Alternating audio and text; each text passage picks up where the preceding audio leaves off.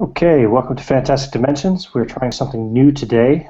We are playing Stalker, the sci-fi role-playing game by Burger Games. It's an indie RPG based off of the science fiction novel Roadside Picnic. There's also a pretty famous film made by Tarkovsky as well in the 70s, I think it was. So anyway, I've got Ian White and Joshua Kirk here as my players who are going to partake in this RPG experiment with me, and I'm going to let them one by one introduce their characters and tell us about them before we roll into the story. So, Whitey, do you want to go ahead and go first? Hello, thank you very much. Hey everyone, Whitey here. I'll be playing a character named Gandalf. He's a fairly old guy with long hair and a long beard.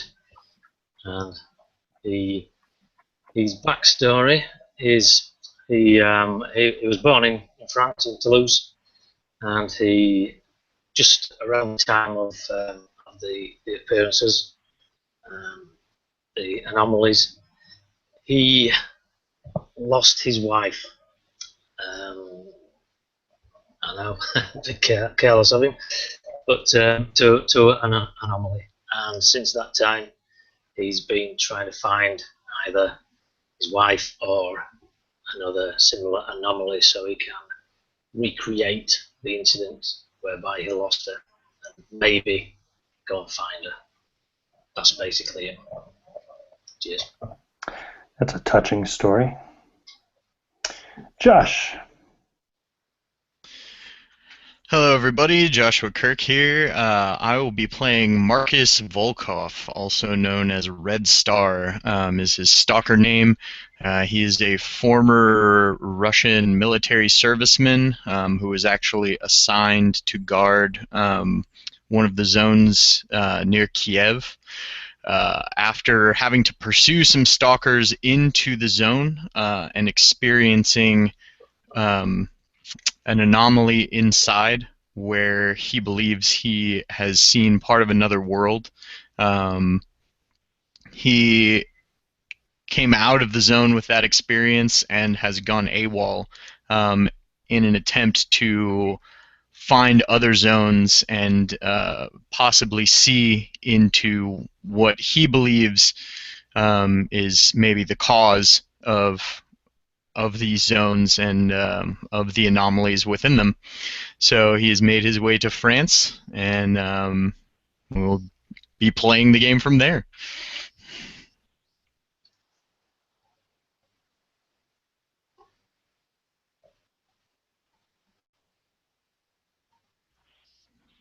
That's pretty much it. Ian, you're muted. Oh, I am muted. Okay. Forget about everything I just said. Yes, so since you guys are both stalkers working in the area of Zone France, I'm going to say that you have encountered one another before. Gandalf is particularly... most stalkers who operate in Zone France have encountered him or heard of him at the very least, because he's kind of the reclusive old man who almost never leaves the zone, in fact, and he uses other stalkers to kind of run errands for him in the areas outside the zone, and then he exchanges favors for them within the zone. He is probably pretty well known as a good guide within Zone France because he's been living in there for about 10 years now. But we are going to start our story with Red Star.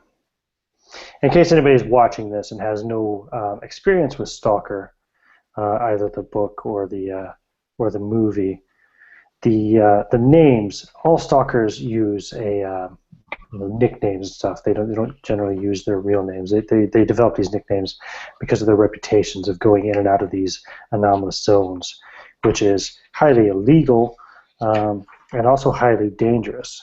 So as such, it kind of becomes like their reputation, their name, rather than just being, oh well, hey, it's Ivan Valuev, now he's Red Star. It's a bit more renowned that way, I suppose. And some stalkers may be famous, others are infamous. Um, a few things about stalkers. They are always, in some way or another, whether actually physically or metaphysically, or if it's just socially, etc., they're always changed by their experiences within the zones and their time spent there. Um, One actual physical change that they get, for example, is they have extreme difficulty producing children. And usually the children that stalkers do produce are mutants, or I think they're actually not so much mutants, they're referred to as the changed. They may start off as human, but as they age, as they grow, they become less and less human. A rather unfortunate side effect of the life of a stalker, but it is what it is. So Red Star, you had another friend who operates in the area. You often would operate together. We will say his nickname was Colossus because of his extreme size. Colossus actually was a friend of yours from Zone Russia as well, who had come here to work, and you guys had reconnected and rekindled your kind of acquaintance and friendship, especially being that he was a stalker working in the area that you could comfortably sit back and talk, have a conversation in Russian while drinking vodka by the liter with. Colossus went into the zone recently, we would say a few weeks ago, on some kind of a treasure hunt. A lot of times stalkers go into the zones to recover artifacts and other swag, strange alien technology that's left behind by the visitation. And he never came out again. And recently, you've started to hear his voice, at least what you think is his voice. It sounds strange, but it sounds like Colossus. For example, you were talking on your mobile phone to a dealer about a potential job that you were going to do for him in the zone, and all of a sudden you could hear Colossus's voice coming in. You know how you get that interference over a wireless call sometimes, and you can hear other conversations? It was exactly like that. You could hear Colossus speaking to you. He was calling you by name. He was saying, "Red Star, please, you have to help me. And Red Star, are you there? Where are you? Red Star, I'm frightened. I need help. Please come get me," etc.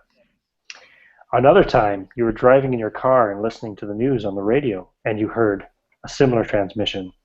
Red Star, this is Colossus. Where are you? I need help. Please come get me. And so on and so forth. Another time, you heard his voice over a television program that you were watching. Whatever it is, strangely enough, his voice seems to be reaching out to you through electronic signals, and you're not sure why. But you were able to contact some people, and you were able to record one of the conversations, and you basically had some friends in the telecommunications, and they were kind of monitoring your phone. You were able to get a recording of this transmission and triangulate it to a location. And sure enough, the transmission is coming from somewhere in the eastern part of the French zone.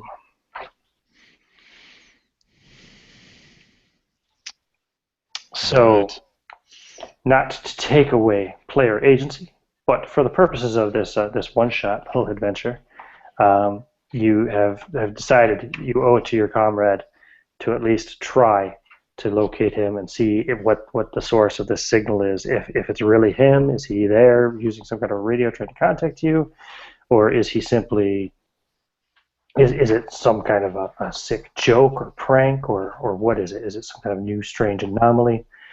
You owe it to Colossus because he saved your life once upon a time.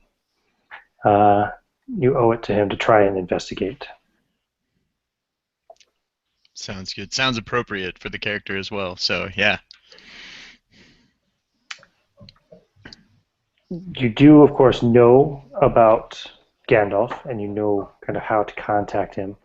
Basically, I don't know how much you've read up on the zones and stuff, but once you get into the borderlands, which in the case of Toulouse is about a 10-kilometer area, I think it is, outside of the actual zone itself, which is considered the borderlands. It's mostly kind of abandoned, although there are lots of refugees living in there, and lots of various people pursuing illegal lifestyles.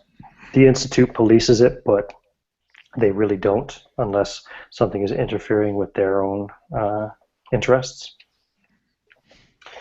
You know that you can contact some refugees who will be able to get a message to Gandalf, and or Gandalf gets some regular messages to them, and you'll be able to get a location at which you can meet him once you infiltrate the zone. All right. So once making my way in, basically try to, if I've been operating in the French area for a while, try to use that sort of probably somewhat infamous reputation my character has garnered to get a straight answer on who to see to get a message to Gandalf. Upon which time, the message I would send is, "Comrade stuck inside zone, need navigation specialist." Mm-hmm.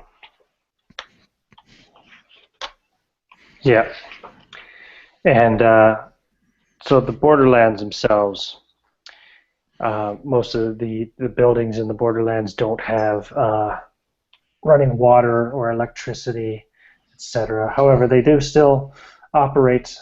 Some do manage to get their own electricity through generators and things of that sort. Like I said, there is a whole underculture working in that area, and so you're able to make contact and get that message sent out.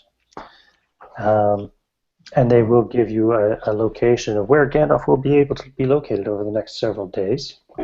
Yeah, the general statue in a certain particular square in the city. Yes, yes. By the generally, it usually means Napoleon statue. And you even have a really excellent door into the zone, using a tunnel, an old subway tunnel. That's actually, the tunnel is dug out underneath one of these houses in the Borderlands, but then it connects to an old subway tunnel which leads right into the zone, and it'll allow you to get across the border without having to encounter any of the patrols or towers or guardhouses, etc. And as fortune would have it, it has not yet been discovered by the authorities, and so it is still operational. Basically, the tunnel is dug out under a club within the Borderlands, essentially. It's a place that kind of sells and trades in bootleg, not bootleg, but just homemade alcohol, essentially, anyway. And it's a bit of a social gathering place for a lot of the refugees in that area. And a lot of stalkers who pass through the Borderlands would also stop by there. Having spent a lot of time in this particular club and perhaps never using this particular instance, but his love of bootleg vodka, being that the real deal is much harder to garner this close. He's probably spent some time in the area. He'll simply go up to one of the stalkers sitting at the bar, who he's seen there before, claims to have gone through the tunnel several times. "You there, what do I expect on other side of tunnel?"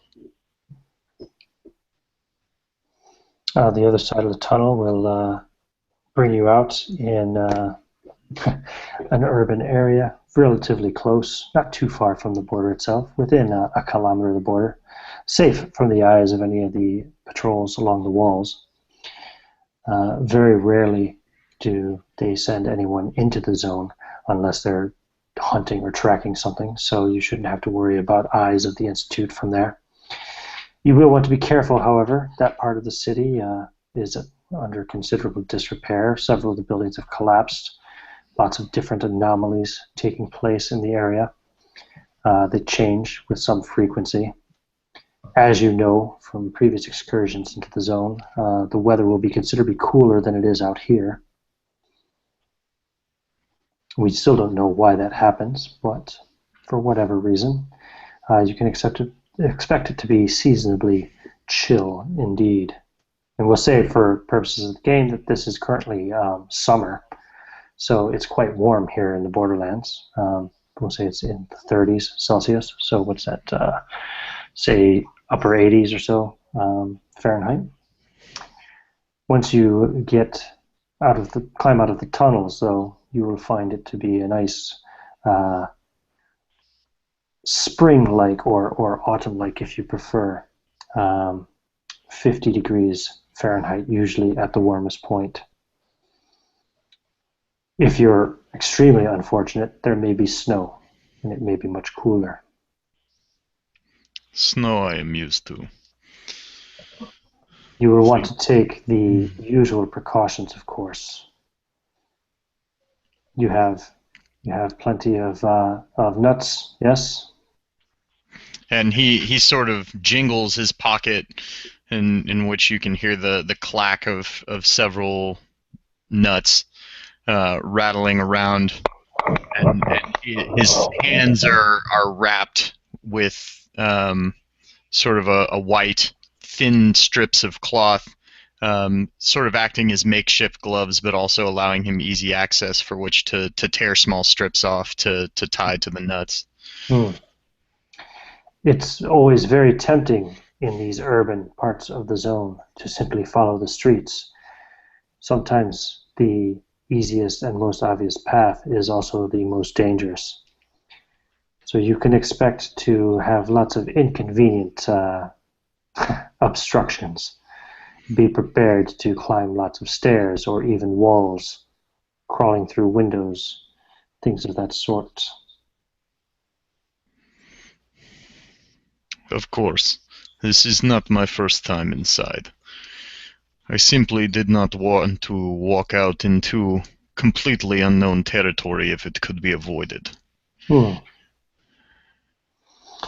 as long as you come up at this point, and we'll say you have a basic map of the kind of borderlands of leading at least into the edge of the zone.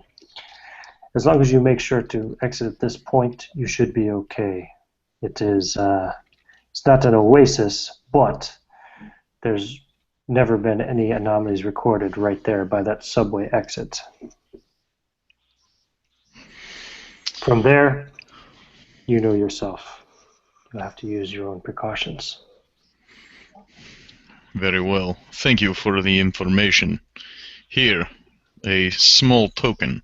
And he'll reach into his backpack and pull out its, a half-empty, because he sort of rations it, a half-empty one of those like airplane bottles of actual vodka, and he'll hand it to the stalker that he was just talking to. Oh, this is the real stuff. Yes? It is indeed. Use it wisely. Oh. Thank you very much, Red Star. I wish you good fortune, and I hope to see you again soon. I hope to see you all as well. Are you traveling in alone? I am scheduled to rendezvous shortly after my entrance, making my way to the general's statue. Oh, you're going to see Gandalf. I see his reputation precedes him. Oh, we all know Gandalf around here. Indeed, it seems that he is quite an iconic figure of our zone here. Well, tell that crazy old bastard that Waterbug says hello. I shall do. Thank you again for your information, Waterbug. Don't let him forget. He owes me a big favor the next time I'm in the zone. I shall do my best to remind him. Okay. And seeing that he gets sort of a anguished look on his face, being that my character is known for his sort of rough tendencies, Don't worry, I shall do so politely. No, that's good. He may be crazy, but, well, Gandalf is he's a good guy. He's one of us. The few and far between. And Gandalf, a lot of people think Gandalf's crazy because he chooses to just stay in the zone all the time. And given the general dangers of it, it's considered nothing short of a small miracle that he's lived as long as he has. But at the same time, as you know, it's given him the reputation of having some of the best knowledge within the zone. It's almost uncanny how well he's been able to adapt to it. Maybe he's the sanest of us all.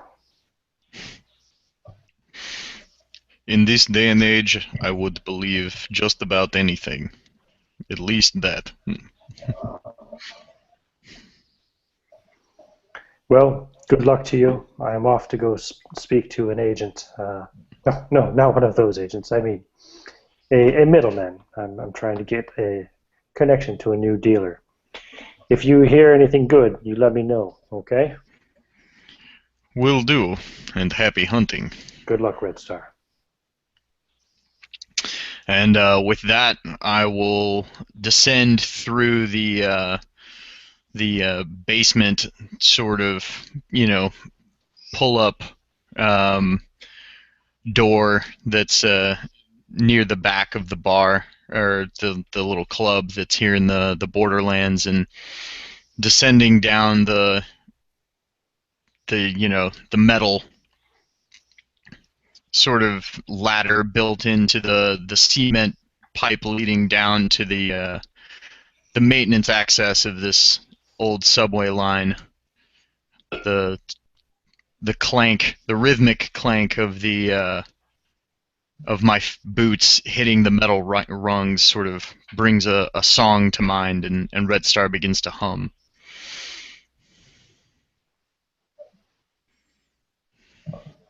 And as you're humming, you can, subconsciously, you can hear the voice of the woman who operates the establishment in the back of your head.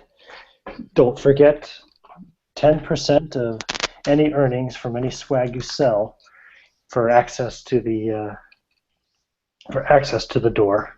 It's not easy keeping this place a secret, It's not. She's not there, but you're hearing her. You remember her. Right, of course.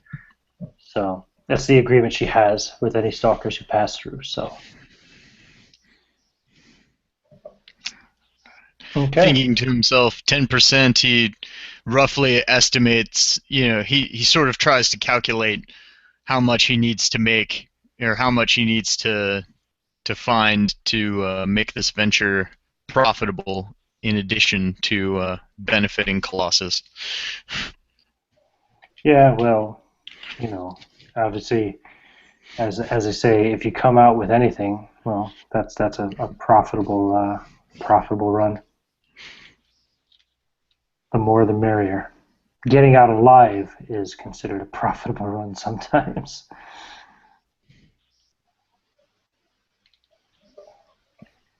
But okay, so yeah, you go down and you go into that pipe-like thing that they have built on the ground, and you come to a kind of an earthen hand-dug tunnel, and you have to kind of crawl on all fours for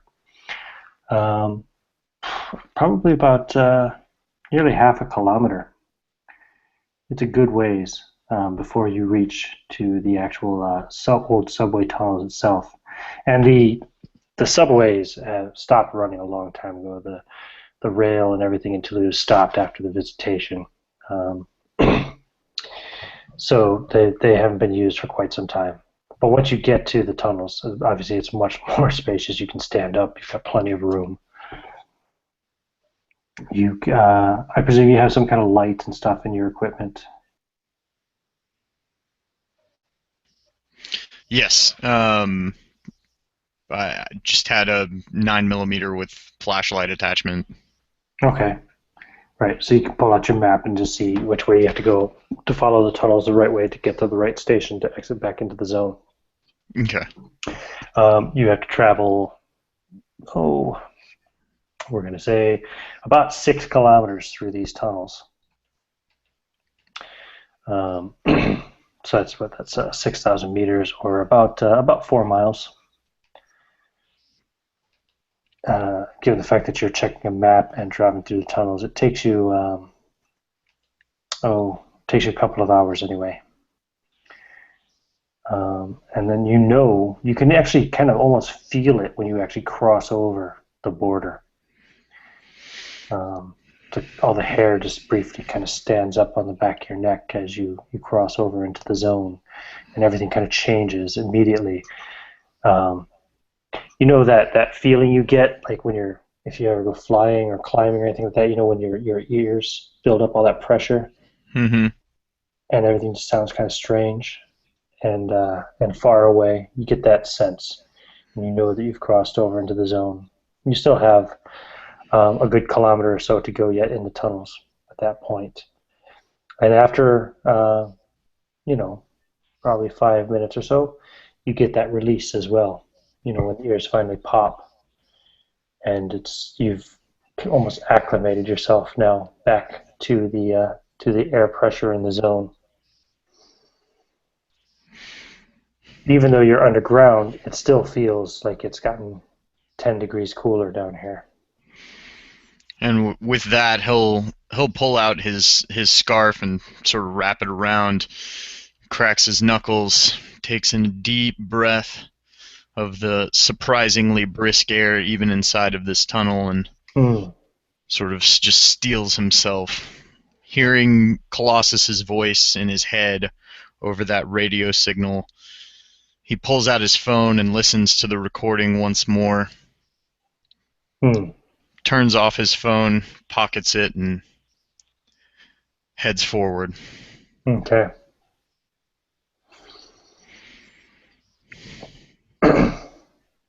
You get up to the subway exit, the stairs that lead up. That will take you out to the supposedly safe location in the zone. How do you want to proceed when you reach these stairs? Head up the stairs, slowly. Once I can get to a point where I can see above stair level, sort of survey the area, look about for any strange shimmers that are immediately apparent, and sort of see what my exit options are from this subway station. You really have one major exit. Well, actually, no, there'd be multiple exits once you climb up the stairs. You can go a couple of different directions. If you want to go to the general statue where you're to meet Gandalf, the closest one would be the northwest exit. There's also a northeast, a southwest, and a southeast exit. You know how subway tunnels get, and you come up and you can go different directions. So. Right, of course. All right, so surveying the most direct, the northeast exit to head, or I'm sorry, the northwest exit to head to the general statue. Do I see any signs of anything off-putting? What is that exit? Is it just a series of doors that leave the building, or? Well, it's just you go down a little ways and there's another stairs up, and then there's basically there used to be kind of a like a turnstile type gate. Oh, okay, I got you. So you could only go one way through it to exit out onto the main street. However, the gate itself has kind of it had worn down a bit. Metal has not fared well in this part of the zone, and the metal had eroded quite severely and warped, and eventually enough people passed through here that somebody eventually maybe Colossus himself probably, just kind of knocked it over. So now it's just an open open doorway, and you can see bits of the remnants of the old metal turnstile gate system. Gotcha. So yeah, with that case, in that case, I'll make my way through the gate and proceed with caution up the stairs up to street level. And as you're going up, you feel the temperature dropping even more, to where it's drops about another 20 degrees as you kind of come up to street level. And you step out, or you look out anyway, onto the streets of Toulouse. Within the zone, you can see cars, like a traffic jam essentially in the street. There's obviously some of the cars had collided. You can see the remains of people within some of the cars. You see the remains, skulls and skeletons and such of people on the streets and sidewalks themselves. It's a really eerie sensation, as you remember that there were about 250,000 people within the area of the zone when the visitation occurred, and only 50,000 were reported to have escaped. Another 200,000 were, presumed dead, remained within the zone and never came out. You also remember immediately after the visitation, there was talk of the government sending military forces into the zone, tanks and helicopters, planes, everything, ground troops. Very few ever came out. What few did return crawled out of the zone, basically on their hands and knees, some with severe injuries, all traumatized by the experience. And then shortly thereafter, the visitation was over. The zone was basically determined to be an unsafe and quarantine area. The Institute was created to study and to basically police everything to do with, they're considered the Extraterrestrial Research Institute, basically. So they govern everything to do with the zones, and since then, only scientific excursions and then the stalkers themselves have been coming and going from the zone. You know by your map that the general statue should be 3 blocks to the south of you. Oh, sorry, no, I said northwest. Sorry, 3 blocks to the north of your current location. All right. Surveying the streets, where it looks like this sort of ghostly traffic jam, a common sight amongst the zones.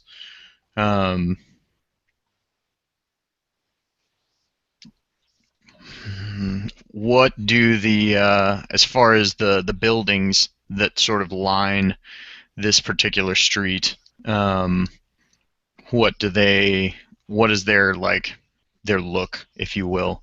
Are they all abutted to each other? Is this like a residential area? Or was this like a business district? No, this was very much a business district. Lots of tall buildings,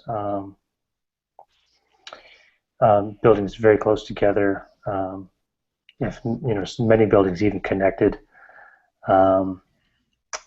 Windows are pretty much all mostly missing at this stage. Some are still in place, but extremely dirty and poorly worn. The buildings obviously just show the signs of having stood here for the last 13 years without any kind of maintenance or anything taken care of. You can see water stains and such on the sides and marking the stone.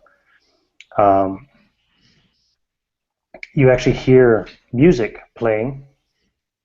Sounds like an oldies radio station. It's coming from one of the cars just to the north of you on the main street. I'll slowly sort of creep my way forward, keeping my eyes peeled for signs of movement. And once I'm sort of close enough, I'll pull out a nut and tear off one of the little pieces of cloth, feeling the noticeable difference in the temperature on my fingers once I've removed a piece.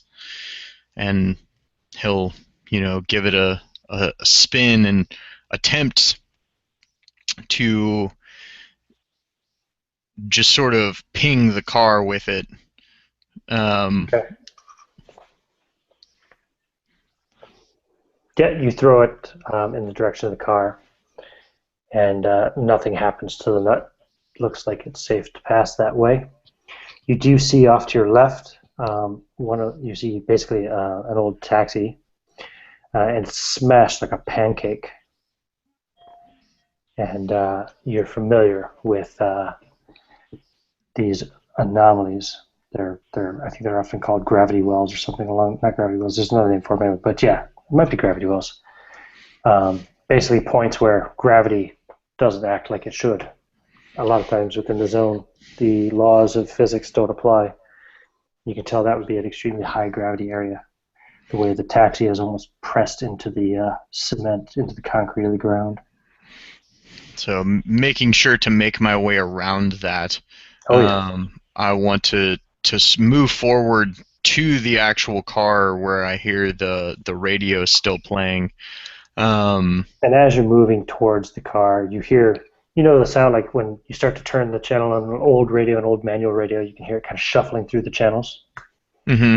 So you hear that, and then all of a sudden there's a pop song playing that was popular 13 years ago.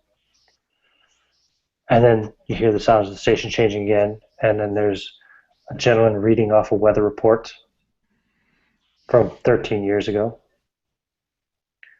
And then the channels change again, and then you hear, Red Star, this is Colossus.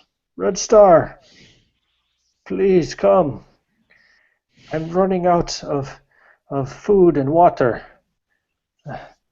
Living off moss. Moss almost gone. I'm afraid maybe poisonous. Please help. And then the stations flip again, and it's back to the oldies station. With that, sort of look around the street, begin making my way down the block, towards the general statue. Pistol out but down, and keeping my eye out for any other signs of movement or anomalies. Yeah, you can see as you pass the car that the radio is playing in.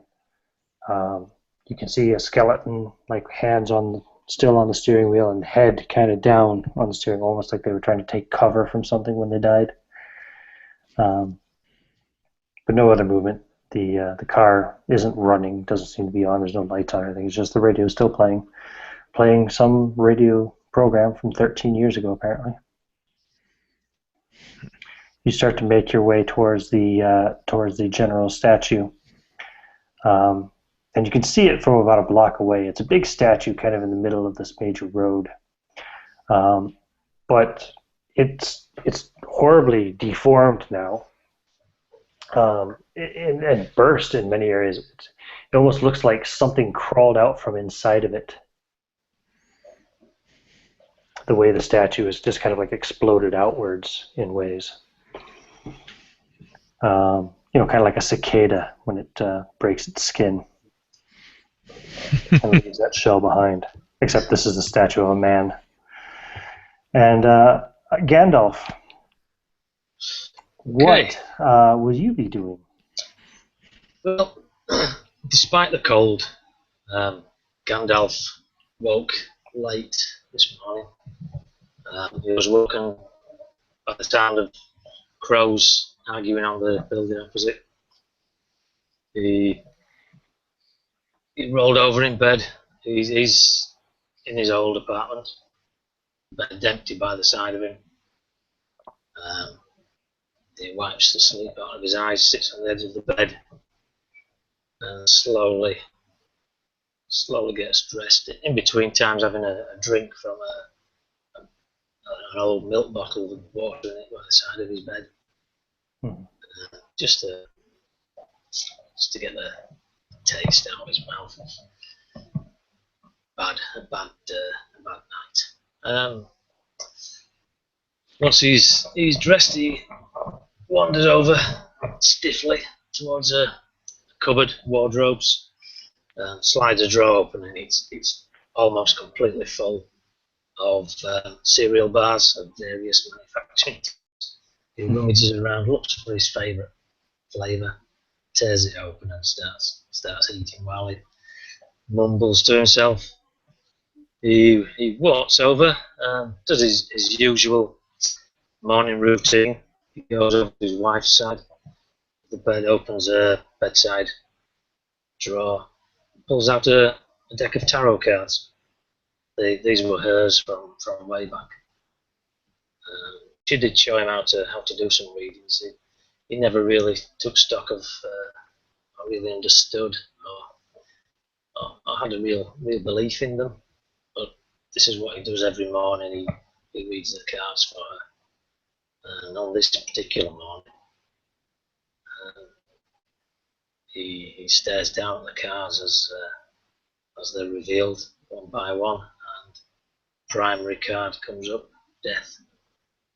And it takes him back slightly. This has never happened before. He looks out the window. It's cloudy, but doesn't look like it's going to be a stormy day as such. He folds the cards back together, puts them away, reaches in the cupboard and the drawer again, gets another couple of bars out, shoves them in his pocket of his big trench coat, closes the drawer, grabs his staff, and wanders out. He's got someone to meet today. A young man, a young Russian apparently. Met him before, but he has got some important business in Toulouse, so I must meet him. And he hobbles down the stairs, a couple of flights of stairs, out into the street, follows his usual, very careful routines to get himself to the old general statue, the meeting point. Yes. Just for timing purposes, Josh, would Red Star have left early, or will he be arriving right about on time, or will he be arriving a little bit late because of detours, or? He would have set out early, assuming that he would have had to take detours. So if the path ended up being fairly clear to the general statue, he would definitely be arriving early. Okay. Yeah. Cool. So you will arrive first. You see the statue there. Like I said, it looks like something kind of climbed out of it. Almost like the general shed his concrete and stone skin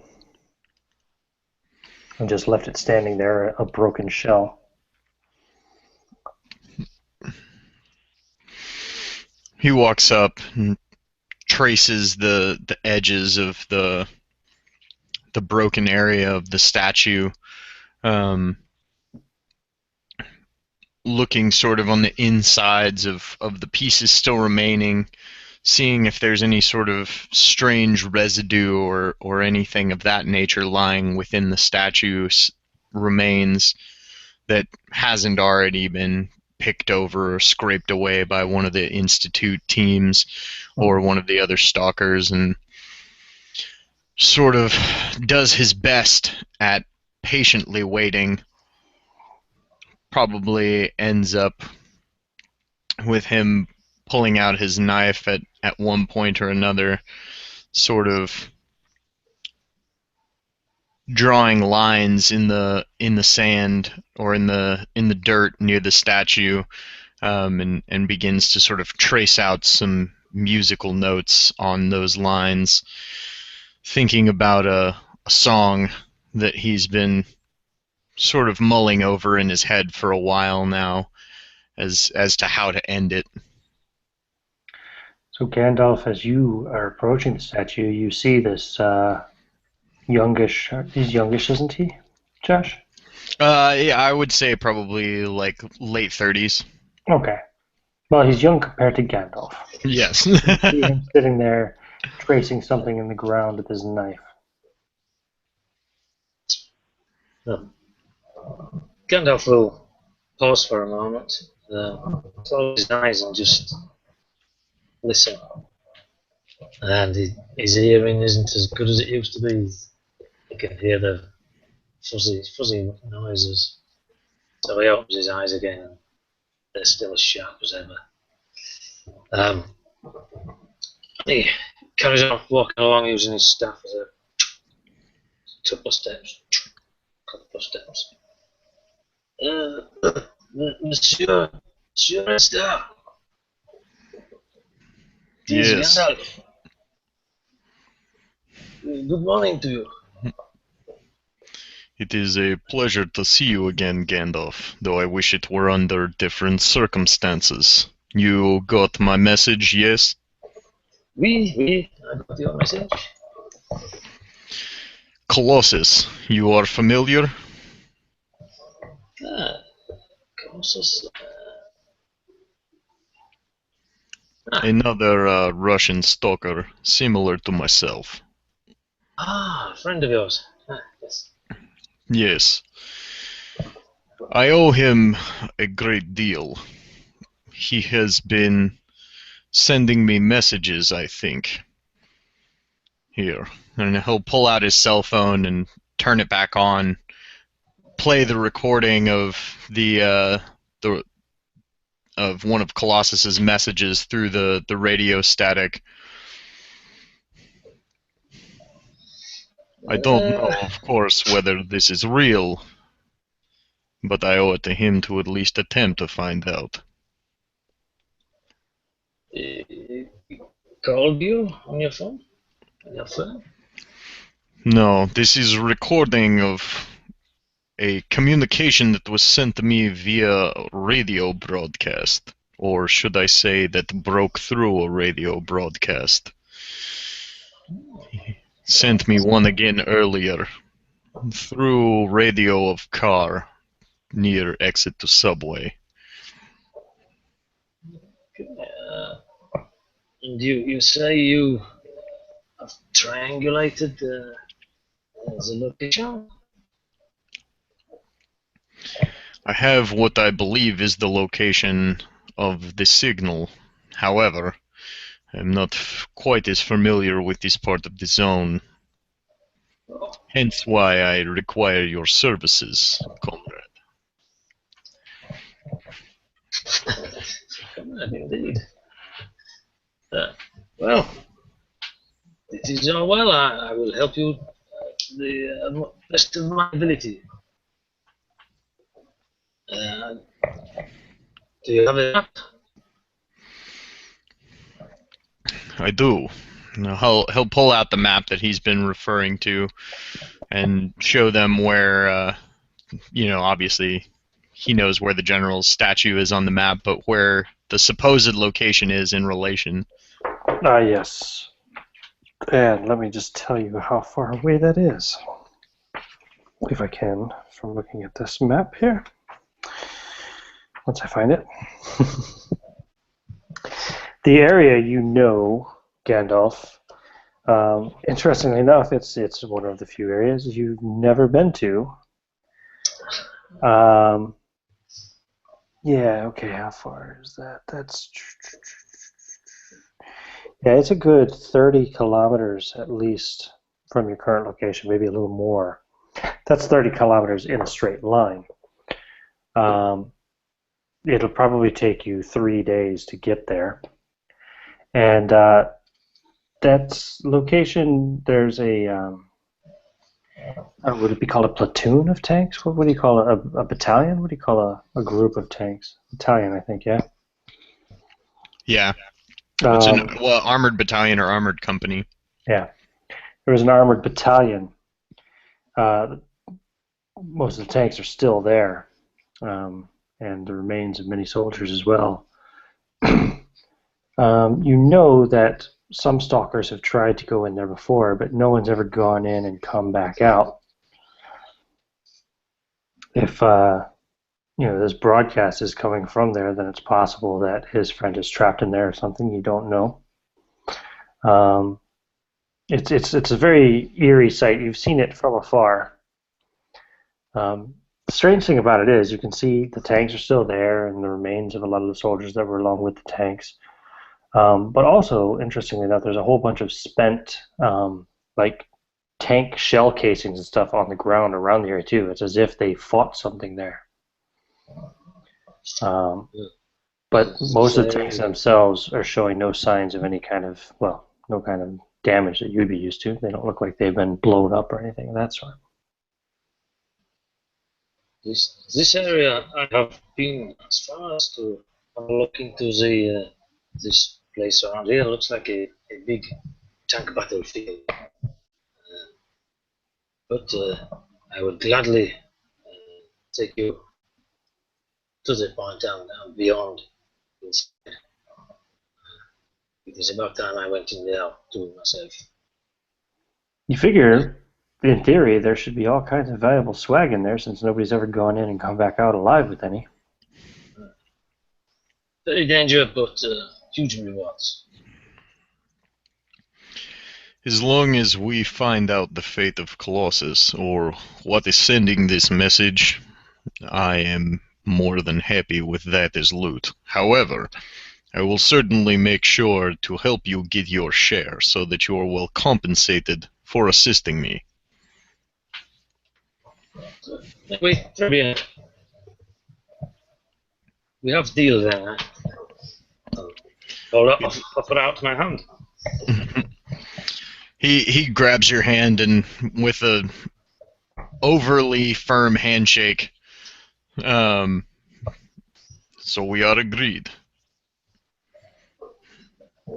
Agreed. And suddenly, a very loud car alarm starts to go off about 50 yards away from you. And you can look and you see the car's lights are flashing and the alarm is going off.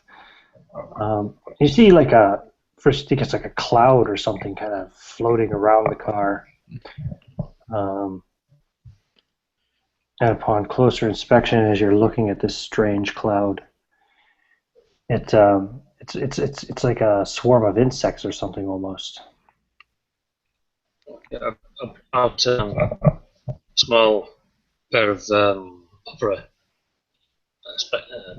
binoculars and just put them to see if I can see even better view of what's going on. Okay. Yeah, I mean it's only 50 meters, we'll say, about 50 meters away. You pull up binoculars and you're looking through at it. And yeah, definitely the way it moves and stuff, it seems to be organic. It's moving like a swarm of insects. You can't see any detail on them still, even through the binoculars per se, but it's like, you ever see those really nasty clouds of like mosquitoes, stuff like that. Perhaps we should be moving. It would seem so. You can see an area where it seems to have passed over part of the car, like the I don't know the name of it, but it's kind of like the frame of the car that connects the roof to the hood on the driver's side. Sorry, the bonnet for you, Ian, if you prefer. that bit of kind of window and door frame there. Yeah. And actually, as you're looking through the binoculars and you see the cloud kind of pass over that, you see that where the cloud of insects passes over that, the metal frame has just been eaten away.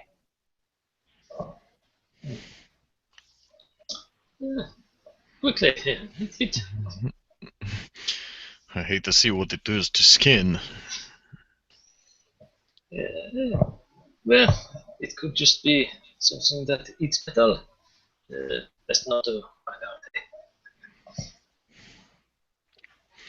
You lead the way, and I will follow. So the area you have to go to is south and a bit west of your current location. As I said, it's about 30 kilometers as the crow flies, but you know yourself from walking there, it could quite possibly be nearly double that for all you know. In which case, it actually could take you maybe 4 days or more to get there. You won't really know, just because things always change in the zone. Yeah, I think possibly Gandalf will have had some sort of stashes here and there. Mm-hmm. So he'll try. I mean, looked at the map. He'll mentally planned out. So sort of taking these at regular intervals on his way through, like little oases within oases. Absolutely. So it may take 4 days, but we'll see. But you at least go routes that are relatively kind of scouted, and yeah, you just have to be on guard, but at least you'll know a lot of the safest routes to go anyway. Just depending on how much has changed since the last time you were down that way. Yeah, true. The place that you're going to, it will be it's the western side of a place called Gayak Tulaza. And it is significant as well because it seems to be the deepest any of the tank columns made it into the zone.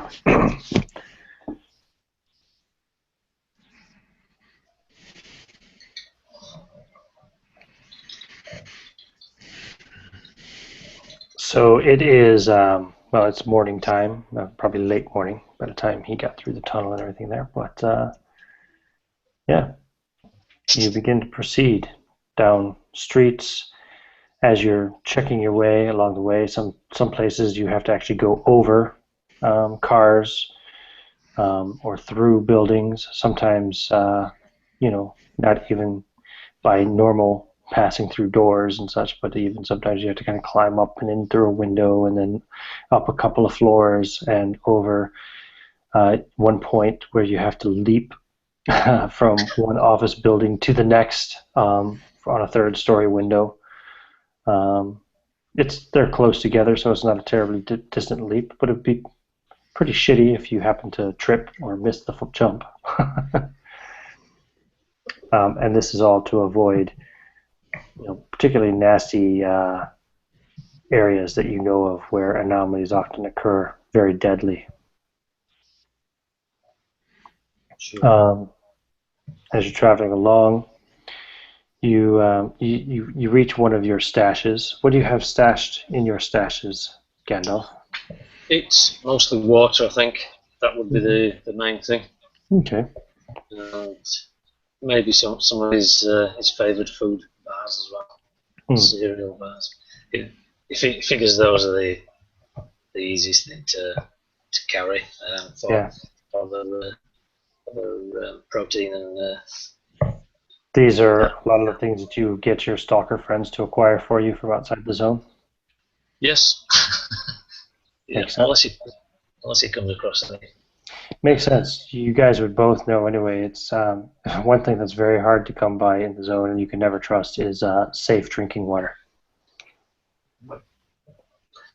Yeah, we'll double check it anyway. I'll treble check it. Mm-hmm.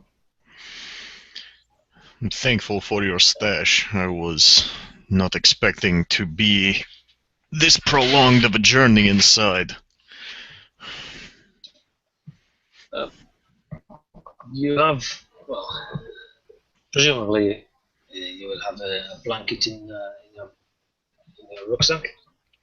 Yes, of course. there are some sheltered places where we can stop and pause, rest during the nights. Keep lapsing into Russian.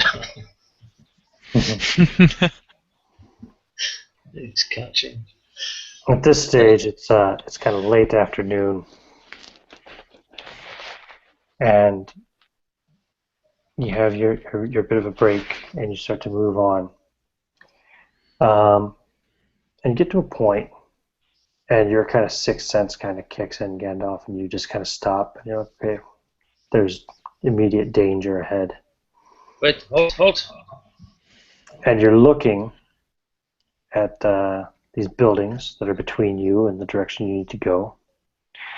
You look down the street to your left, and you can see where the street is flooded, but it doesn't look like water as you would know it. The flooding that seems to be coming up out of the sewer, the manholes, the pipes themselves. It's very slimy, bubbly, green-like substance.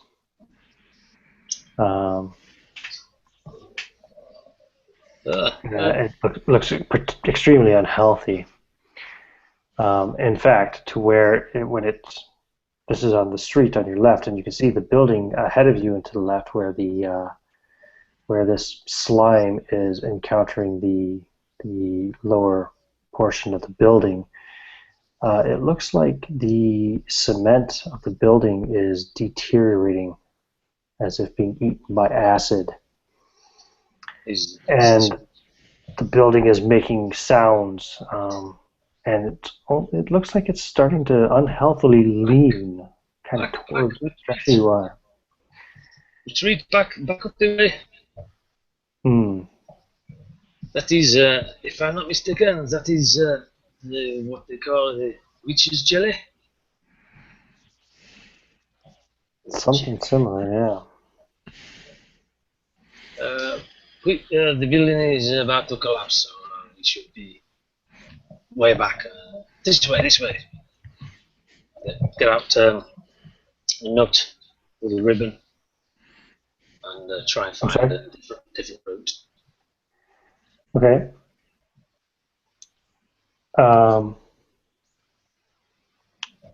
So you can just immediately start to look for a different route, or you're going to wait for the building to collapse and see what happens, or... I don't want to. I'd rather not be around. Fair enough. For falling masonry or even splashes of the green substance. So Very we good. we should back away as far as we can to find a different route. We need to find another, perhaps to the right. And unless you want to stand and see what happens. Not particularly. Come. To begin to make your way around a different direction. You were heading south. Now you're heading east or west. Well, I was looking to my left. That would have been east. So we go west. Okay. You're gonna make your way down to the west, and you're kind of getting. You're out of the major business areas anyway. And you're into more kind of residential areas. There's still shops and things of that sort, but no more massive skyscrapers. Some taller apartment buildings, perhaps, but... This could be where I actually live, or somewhere on the far side of this district, maybe. Okay. So, I would... Monsieur Red Star, we are perhaps we could perhaps spend the night at my flat, if you desire. Yes, I was told you maintain a home here. Interesting choice of living quarters. If you are sure of its safety, As sure as any place. I was there this morning. Do you see me now? So it's safe enough. very well. Then to your house we go, I suppose. You Yeah, want to tell us what your house looks like? Do you want to it's describe any of it? it is a tenement block, shall we say? Mhm. Second floor, so 2 flights of stairs. It's just like a stone. It's a stone building. The usual red tape down the side. Big double doors at the front. A couple of steps up. The usual entry hall and then stairs behind. It's obviously deserted and smells fusty and dusty. Yeah, probably moldy. Yeah, everything. Like this, the usual water condensation dripping somewhere inside the walls, down the walls. Even. He's tried to keep his apartment as clean and tidy as possible. Just out of respect for his wife previously, because she would have been the homemaker. So yeah, it's basic couple of wardrobes, chest of drawers, and a double bed. Okay. Yeah. And this stage, it's into the earlier evening anyway. Just the sky is darkening. It's not usually very safe to go wandering around the zone at night in dark. So you guys can rest here for the night. You, Red Star, you'd probably want to kind of have a look around. Just seeing you are on the second story, you can look around and see the neighborhood around.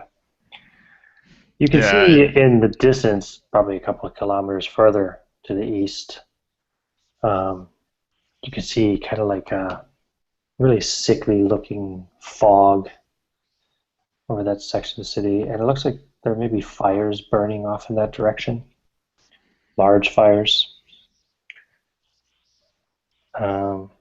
You've heard stories about, after the visitation, without any kind of proper maintenance going on, a lot of the factories and plants and stuff in the industrial industrial areas, sorry, of the zone, they had their own kind of, I guess you could call them natural crises where, there were severe chemical leaks and fires breaking out, things of that sort.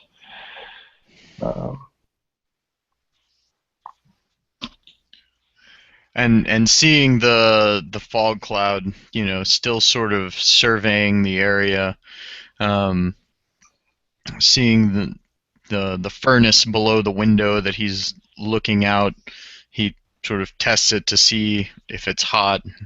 Seeing that it's a normal temperature, he'll, pull his backpack off and he opens it up, checks the canister on his gas mask. Do you have one of these? It looks as though our air quality may be getting a bit skittish as we continue.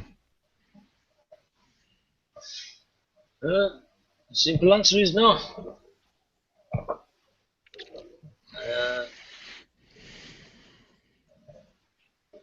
I know I can get all of some, but I do not have one at the moment. That just means should we encounter anything, we will have to cross together.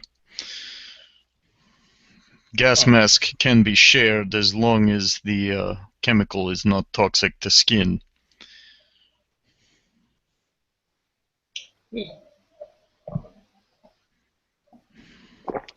And he looks back out, surveying the rest of the city, sort of looking down at his map and looking at the surrounding areas, trying to correspond as many landmarks as he can between the two. Oh, yeah. Yeah, you figure in this day's travel, as the crow flies, you covered maybe about 5.5 kilometers. Of course, it was nearly double that with all the different zigging and zagging you had to do.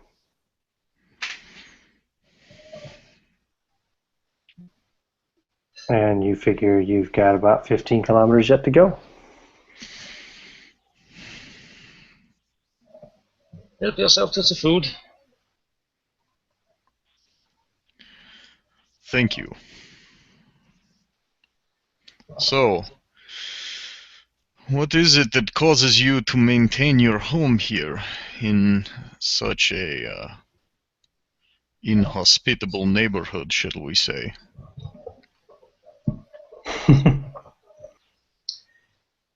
It is possibly, with the exception of one other place, the safest location I know. I feel at home here. It's been my home. And if, when I find my wife, this is where we will make our home again.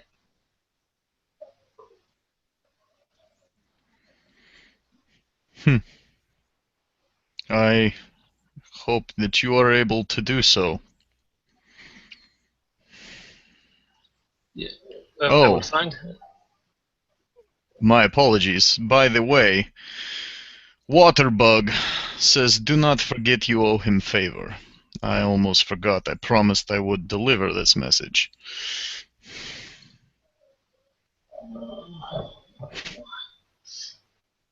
Very good. I shall make a note of it again. Again. Okay. You can pass the night in Gandalf's flat with relative safety. No issues. No anomalies spout up in the apartment or invade from outside. You do hear at one point, it kind of wakes you up from your sleep. It doesn't wake Gandalf up because he's used to sleeping here. At one point, you wake up, Red Star, and you hear some kind of a howling in the distance, but not too distant. Probably not distant enough by your reckoning. And at first, it sounds like an animal, like a wolf or a dog, howling.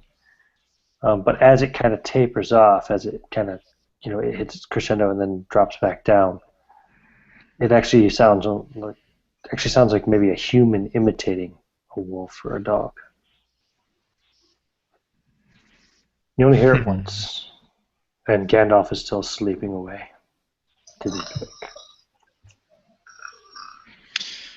He'll probably get up for a short period and sort of go to the window and, survey around, see if he sees possibly the source, being that it probably came from somewhere down one of the streets or in between one of these buildings, possibly even inside. He sort of dismisses it and takes another sip of water and lays back down to try to get some more sleep before the rest of their long journey tomorrow. Mm-hmm. Yep. You're not awakened again in the night. You wake up in the morning. You probably wake up first because you know that how you get that feeling when you sleep someplace that's not your home. Mm-hmm. And you always wake up like, oh, you have that moment where you wake up like, where am I? Oh, wait, yeah, okay. You have that, and then you're just kind of awake at that stage. You remember the howl that you heard the night before. And you hear sounds like someone shuffling down the hallway outside of Gandalf's door.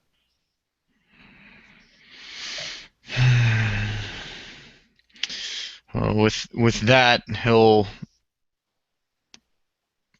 come to his feet. How far down the hallway does it sort of sound like, or can I tell? You can't exactly tell, but it sounds like it's getting farther away, and it would have passed from right to left. All Like right. something just walked right by the door and just kept going down the hall. So he'll very silently roll up his sleeping bag, put it in his backpack, collect any of the other of his accoutrement that's sort of around the area he was sleeping in, and stow them as quickly and quietly, sort of knelt down next to his backpack as possible, and sort of slip it onto his back, and bring up his pistol and just sort of go to the. Does the door have one of the peephole things on it? Yeah. All right. Well, when he'll look out and see if he can, knowing that it's a limited range of view, see if he can see at all down that direction and see at least a shadowy form of whatever the movement is. If you had done so right away, you might have seen something, but because you rolled up your sleeping bag and packed your backpack and everything, now it's gone now. It's been a few minutes and it's passed. You don't hear anything out there now at all. Gandalf, you could probably be waking up around this time too, with the noise and the movement in your house of him getting up and packing his bag and everything. In the first couple of seconds of waking up, he's not quite with it, and he senses someone's in the room, so he's Juliet, Cherie, and then he realizes when he sees you. Standing at the door with his pistol in his hand. Yeah. Good morning. Good morning, Red Star. My apologies for my current state. There was movement in the hallway outside of your abode. You're pretty sure, Gandalf, he's probably talking about Harry. Harry is one of your neighbors on this floor. You're not sure if it really is Harry. There's this phenomena known as replicas that have come from the zone. Replicas, I don't know if you read that part, but replicas are like, basically, they look exactly, they're kind of like almost like doppelgangers of people who died in the visitation. Yeah. They're very zombie-like almost in that they don't speak, they can't communicate. They tend to just, they're very lifeless almost, but a lot of times they just kind of go through repetitive motions and such, almost like, like an incarnate, spirit, if you will. Do you know what I mean? That's just trapped in a moment in time or something, or a routine. Harry gets up every morning, leaves his apartment, walks downstairs. You presume from you followed him before, you think he's looking for the morning paper or something. And then he shuffles back. He should be coming back by in a few minutes. Yeah, sorry, I should that earlier. One of my neighbours, Harry, I believe it is a replica of him. He should be coming back shortly. So if you keep looking, you can see him. I see. While I get dressed. You know about replicas as well, Red Star. They're very strange. A lot of times they leave the zone too and wander out into the world at large, although they're never usually allowed to leave, say maybe the borderlands, or at the very least, usually not allowed to leave beyond the borderlands of whatever zone they're around. As I described, they look exactly like a person who lived in the zone at the time of the visitation, but they don't communicate in any way. They seem almost lifeless. Through lots of sick and twisted experiments and other mishaps and such, people have found that if you remove a portion of their body, like say you cut off a hand, the hand will continue to live and act independently. They are usually not aggressive. They don't they never just go up and straight up attack somebody for no reason or anything of that sort. But they do possess inhuman amounts of strength. Anytime confrontation is taking place, when someone's tried to restrain one, for example. Gotcha. So with that knowledge in hand, he'll lower his pistol and just sort of watch out the peephole as Gandalf gets ready for the day. Yeah, Harry will return before Gandalf is ready for the day. And so you'll see him eventually kind of shuffling down the hallway, dead stare, looking straight ahead. One foot, not even in front of the other, just kind of shuffling almost, you know what I mean? Like he doesn't really lift his feet off the ground hardly when he walks. Right. And he passes by. Judging through the people, he looks like a pretty large man. Not as big as Colossus, mind you, but you're a pretty big guy too, aren't you, Red Star? Yeah, I mean, I would say he's definitely he's probably on the small side of large. He's not overly he's not an enormous bulk, but he's not a small guy. Yeah, Harry looks through the people where you think he's probably a similar size to yourself. And he just shuffles on past and keeps going. This is a very interesting neighborhood you live in. About 30 seconds later, you hear a door open and close down the hall. And you no longer hear Harry's shuffling footsteps. Yeah. Very strange city, or half a city. So when Red Star turns around, he sees Gandalf shuffling some cards and laying a little pattern out with them, obviously from the backs of their tarot cards. As you do so, much to your dismay, it begins to rain. It's a heavy, almost sleety rain. It makes a lot of noise as it hits the windows and the side of the building and everything. Oh well. Cannot let the weather stop the mission. Eh? Yes, though it will make passing through the city significantly slower. But let's hope the cards come out well this time.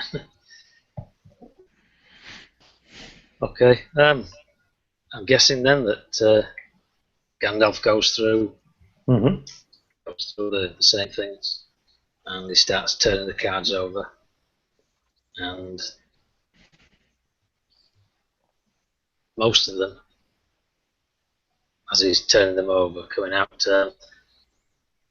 just like they did yesterday. Huh. And he gets to the last one, and he doesn't turn it over. He shuffles them all back together. Why do you not turn the last card? In this particular arrangement of cards, the last one is not important. I'll just put them away.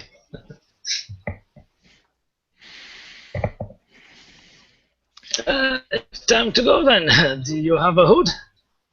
A hat? I have toboggan. I do not, unfortunately, have rain gear. Toboggan, isn't that a boat? No, it's another name for a beanie. Oh, okay, sorry. No, it's all good.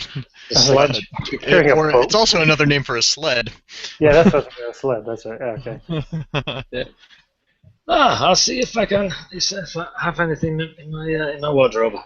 Yeah, I don't know why Beanie just didn't sound appropriate for him to call it that. So. I have Beanie. Yeah, right, exactly. Cool.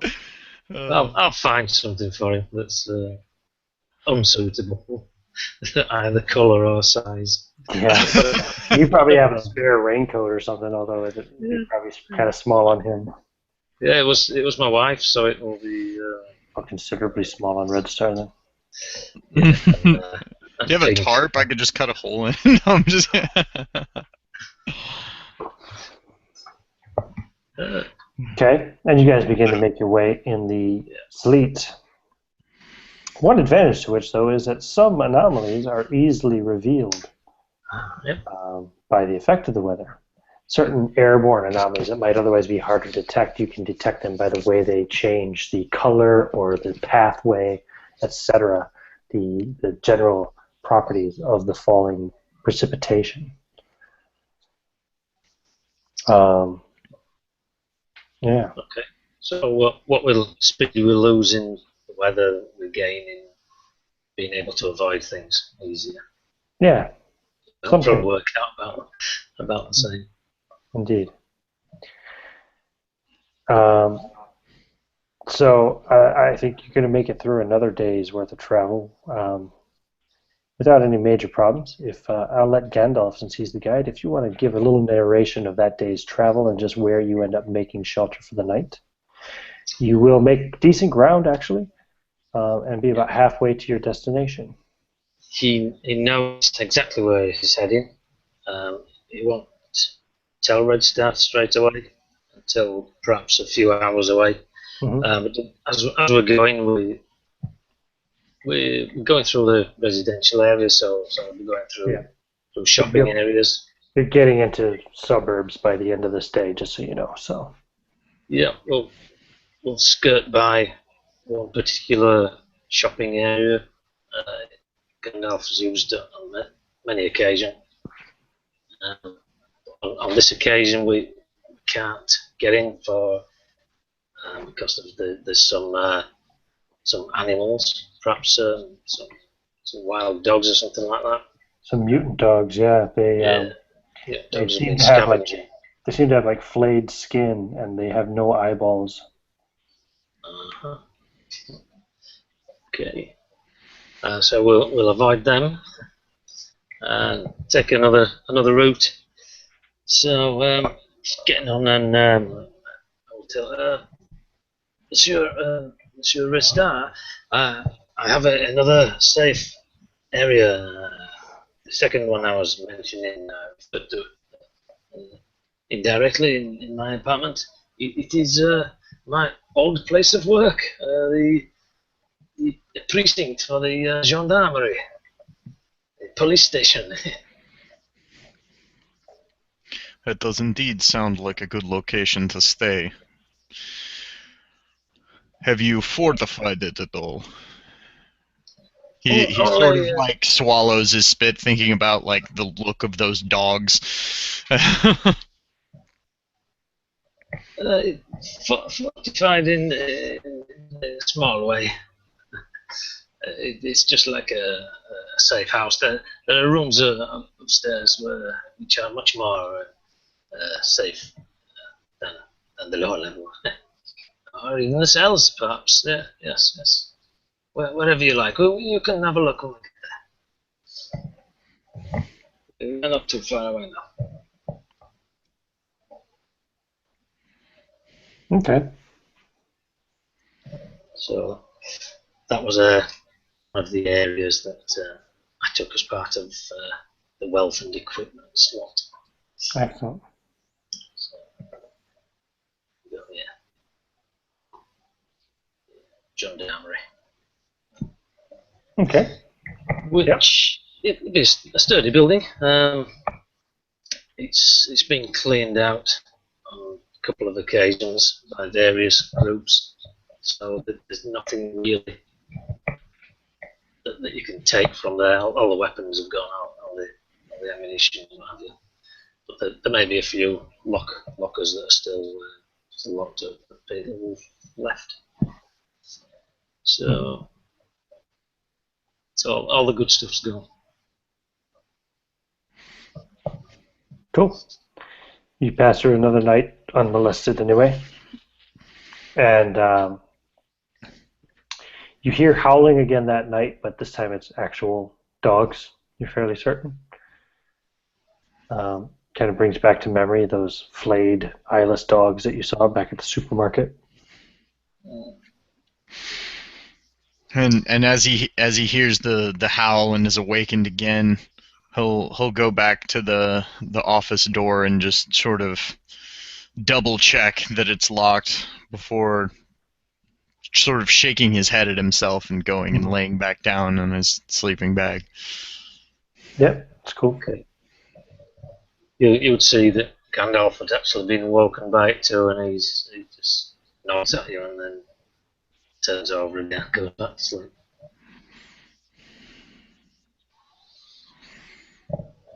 Okay. And at some point while you're sleeping, the sleet and rain stops. And you wake up on day 3, noticing, first thing, of course, that you don't hear the rain anymore. You don't hear the sleet, rattling against the walls and the windows. It feels really significantly colder now. Very, very cold. Okay. Right. Before we go anywhere, we'll just have another look round inside the police station, see if there are any extra layers of clothing, jumpers, scarves, woolly hats. Something like that. You could have, this could be another stash location for you. You could have whatever you think you might have collected and put aside in here. Just an extra layer. Mm-hmm. And Red Star will follow suit. Yeah, and you notice like when you kind of get up and you're moving around and you see one of the windows. And at first it's like there's a bright light shining in through the window at you. But then you realize, oh, that's not a light. That it's just like seriously white outside.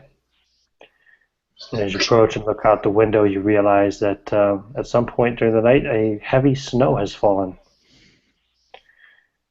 And it looks like a winter wonderland. There's a couple of inches of snow on the ground. Everything is covered in a nice layer of powder. While obviously colder, there's almost like a look of familiarity and home that the area that they're in has sort of taken over with the snow cover. And Red Star would look noticeably less on edge than he has through their journey thus far.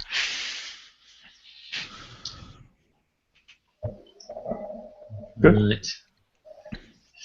Well, Gandalf swears slightly under his breath.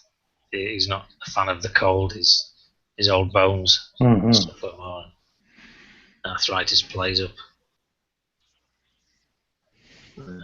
It's going to be tricky crawling through buildings or over cars and stuff in this, but yeah, it'll complicate things. It will. You have to be careful there, Gandalf. You don't want to break a hip. You break a hip this deep in the zone, you're good, several days away from the nearest hospital. You break a hip out here, you're probably done for. Yeah, can't have that.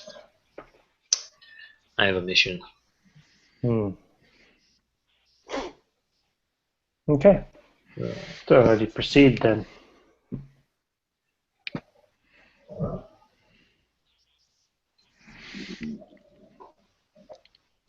Seeing that Gandalf is moving a little slower and sort of looking around at the map and the surrounding area through the window,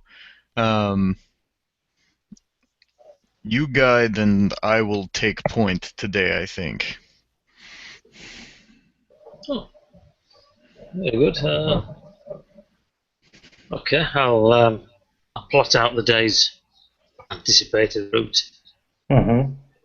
In fact, if we do it on an hour by hour basis, probably, Yeah. I'll just say that way.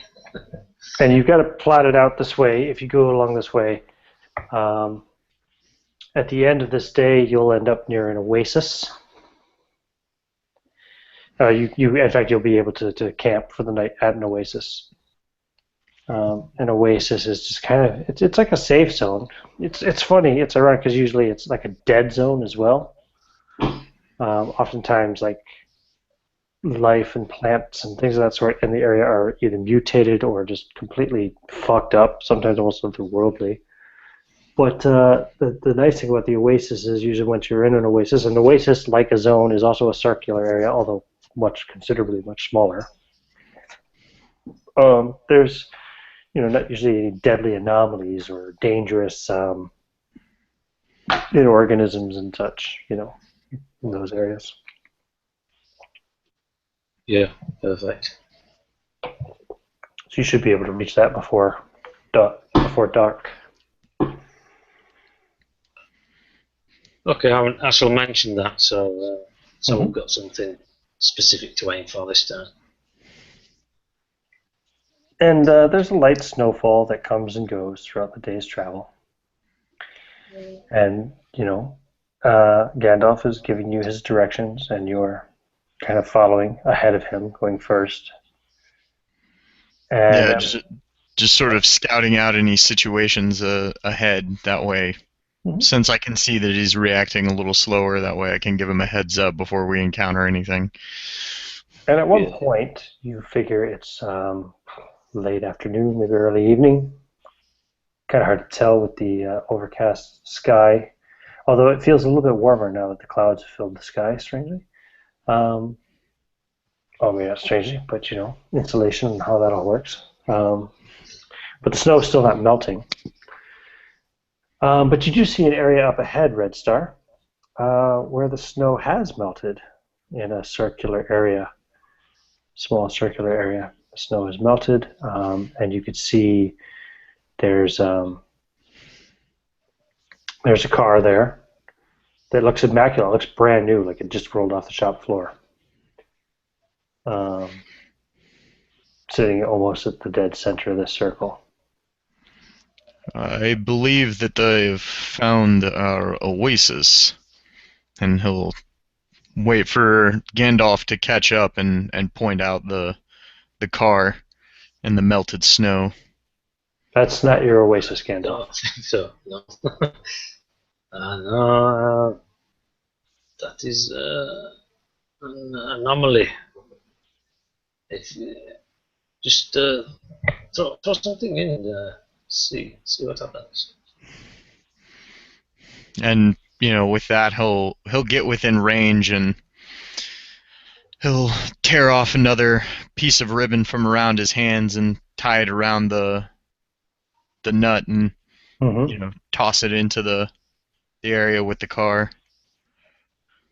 Yeah, and as you do so, like the nut's passing through the air and the cloth ignites, and the nut is like sizzling and searing as it passes through the air. And you, as the nut kind of crashes down to the ground, not too far from the car, you realize, you look at the car and you see the tires are melting.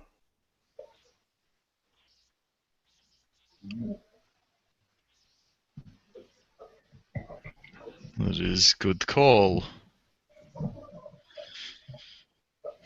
Yeah, so we can't actually, holding a hand out, we can't feel any temperature change from here.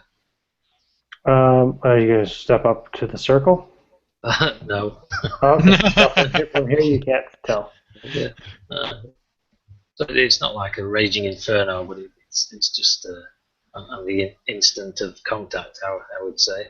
Interestingly enough, it seems like at the central point, it must be extremely hot, but like the heat fades rapidly from that point outwards. Yeah. Ah, But it's changed the temperature within that circle. I want to say that circle is probably about 80 meters across, in diameter. Um, and in that area, all the snow is melted in that 80 meter diameter. So, does it look like a perfect circle, or is it oval, as if it's moving? nope, it looks like a perfect circle.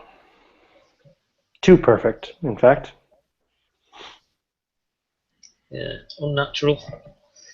Right, around, left or right?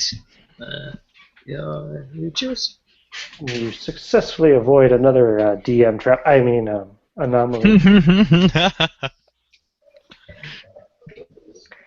And you can make your way then through the rest of that day, and you will reach your oasis.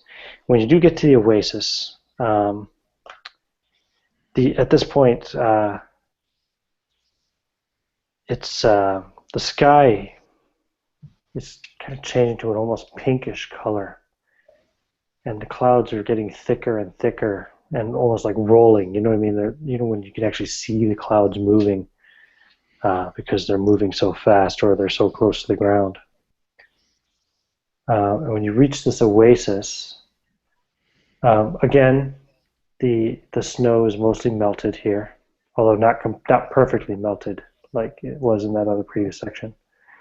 You can see there are several cars within this area, but they're like being reclaimed by nature.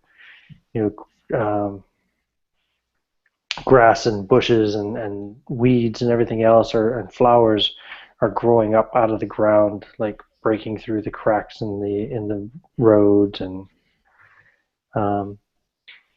growing up into the engine compartments and into the interiors of these automobiles. And again, one of the cars, you hear the sound of a radio playing from. And it's like a classical music station.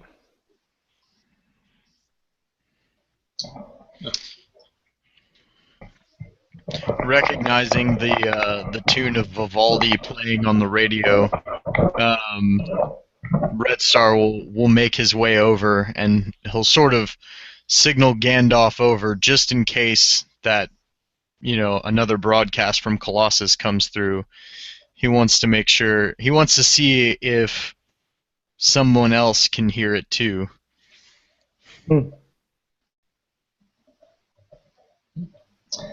Okay, I'll follow him.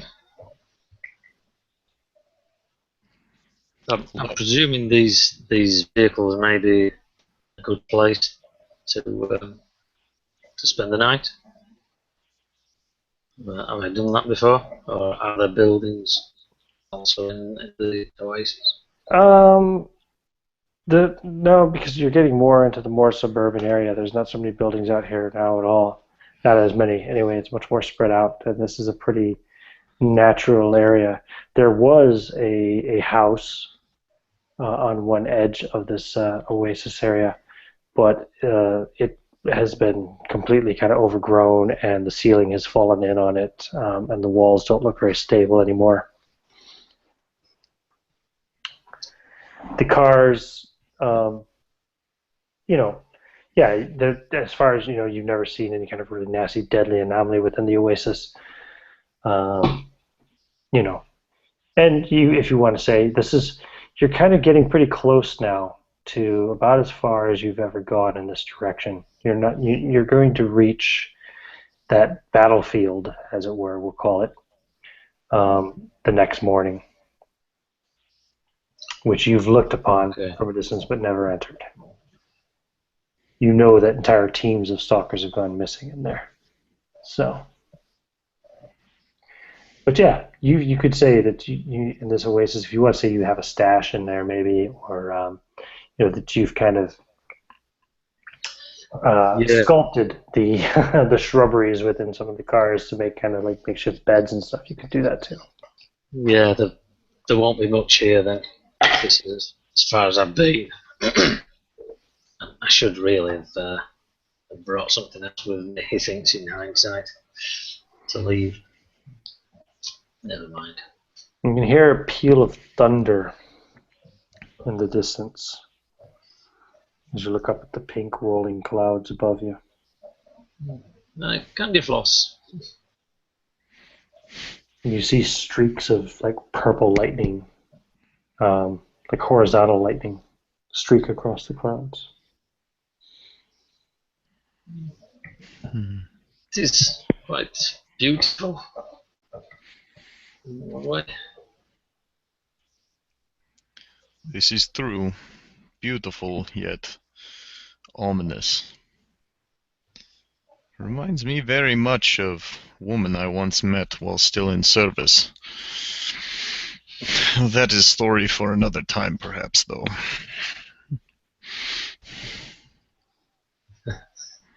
Okay. I will hold you to that. When we return, you can tell me the story of this ominous woman. You laugh. Apparently you have not met many Russian women. No, very, very few. If any.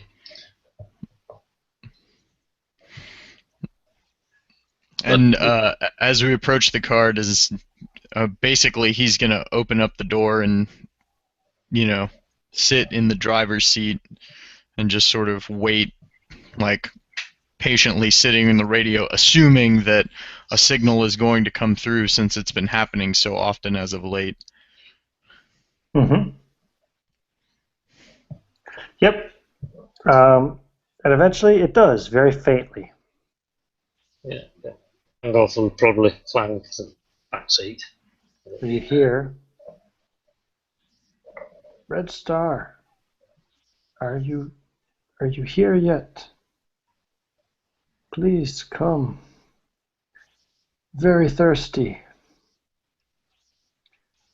There's woman here. I don't know what she wants. Please hurry. And the transmission cuts out. There's your ominous woman. It would seem so. As I say, don't feed the GM.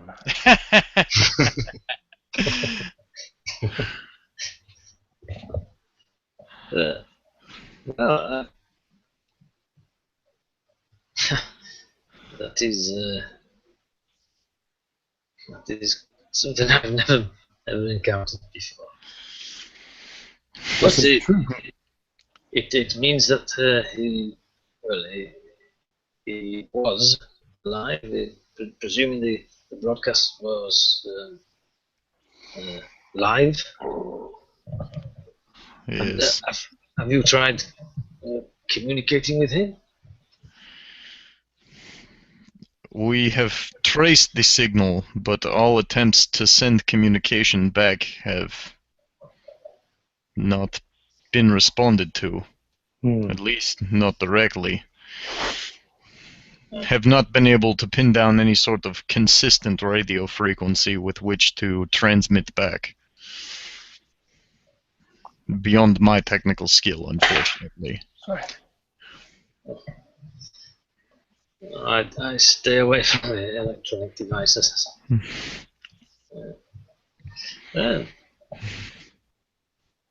that night... Yeah. I'm sorry, go ahead. Is that what you're going to say? I was just going to say, we should be at the battlefield within a couple of hours of leaving here in the morning. That's it. Indeed.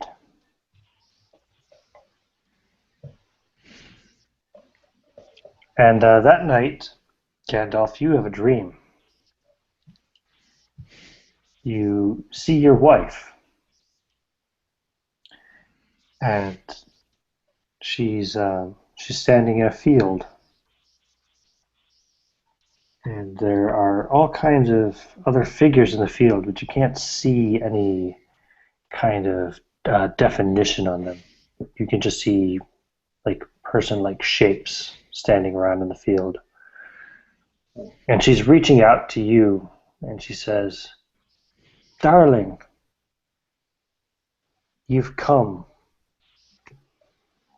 And as you kind of reach out towards her, it's like suddenly the distance between you grows rapidly. Like she's being whisked away from you.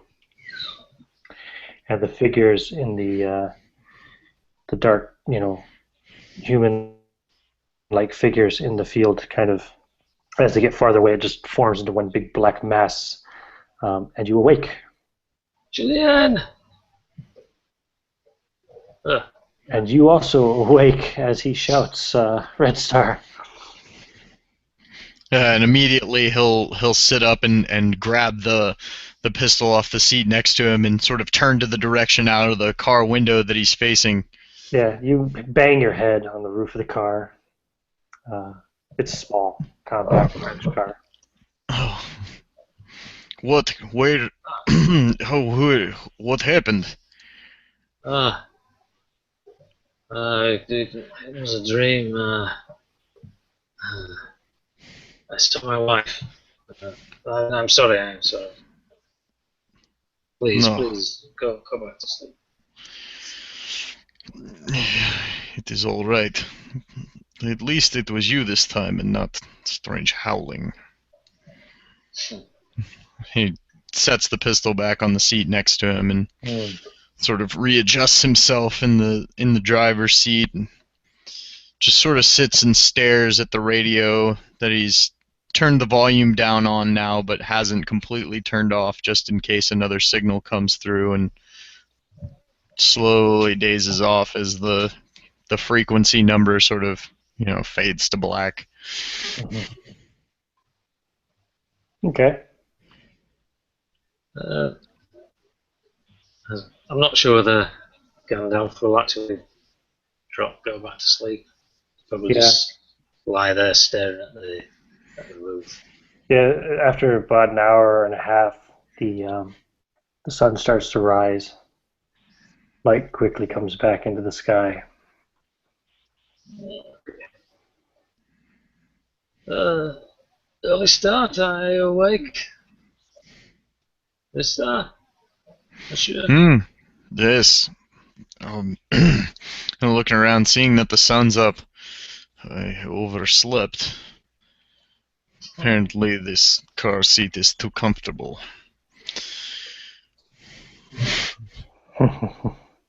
Oh, my back. Oh. I need to get out. I need to pee. And I'll climb out and do my morning ablutions. And we shall embark as soon as possible.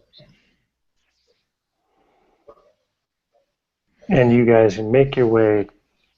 You're now. It's pretty much like you're out of the suburbs and you're in almost kind of the countryside. Farmhouses here and there and things of that sort. Large fields.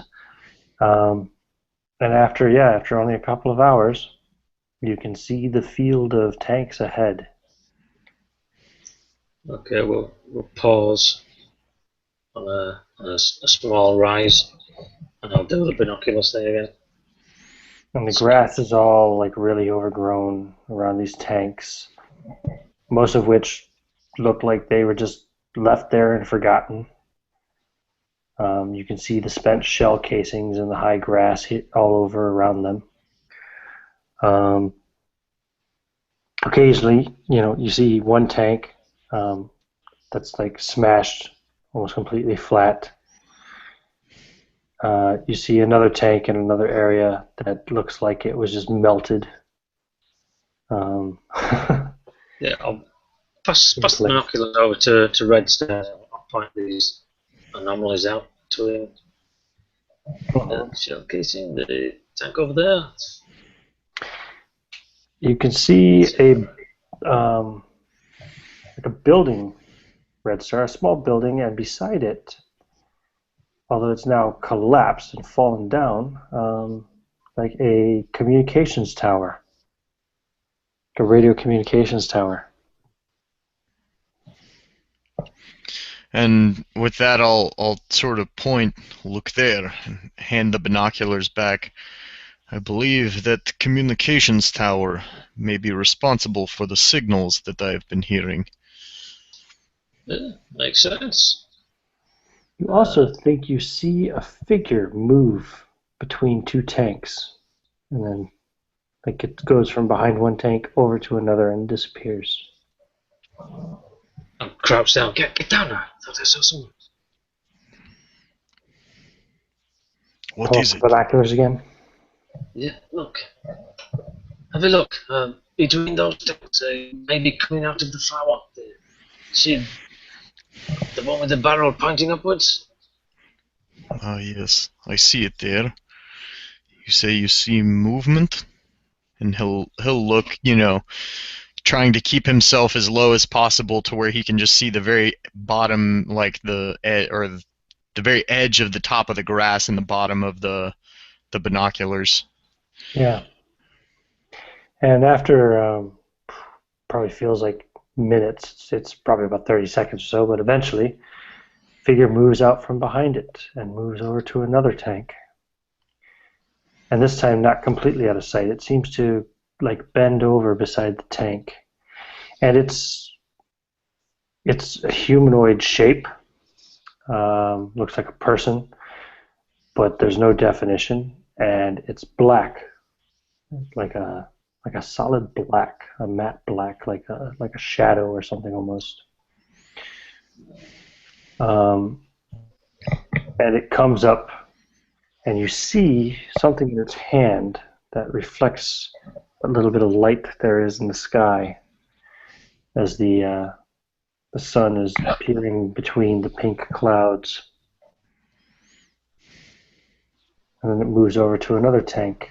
And you, as you're looking at it longer and longer, it has a feminine shape. It seems to be wearing some kind of, well, I mean, it's all black, but it looks like, a flowing dress around it or something. And with that, he'll hand the binoculars back. I believe this may be the woman that Colossus referred to in the transmission. Okay. She looks completely black, but her form similar to that of a dress, no? I can see that now, yes. I can't tell what that is that she is holding. Obviously metallic. Shell casings, maybe? It almost seems like it's reflecting too much light for spent brass casing. As you're looking, Gandalf, stalkers who travel in Zone France often collect the dog tags off of the bodies of soldiers. Yeah. Dog tags fetch easily, $50 a set back in the Borderlands. Perhaps dog tags, eh? Yes, this could be.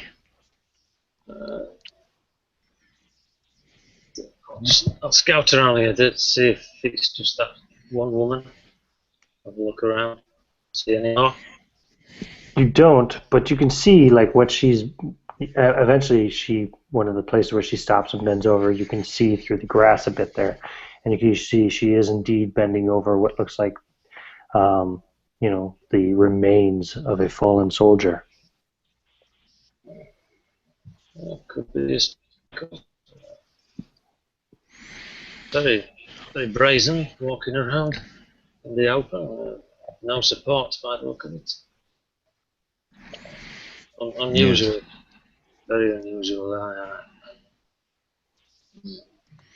Perhaps she has made contact with Colossus. He has told her that I am coming, although I suppose he does not actually know that. Here. You were gendarme, yes? Oui. You must know how to use this then.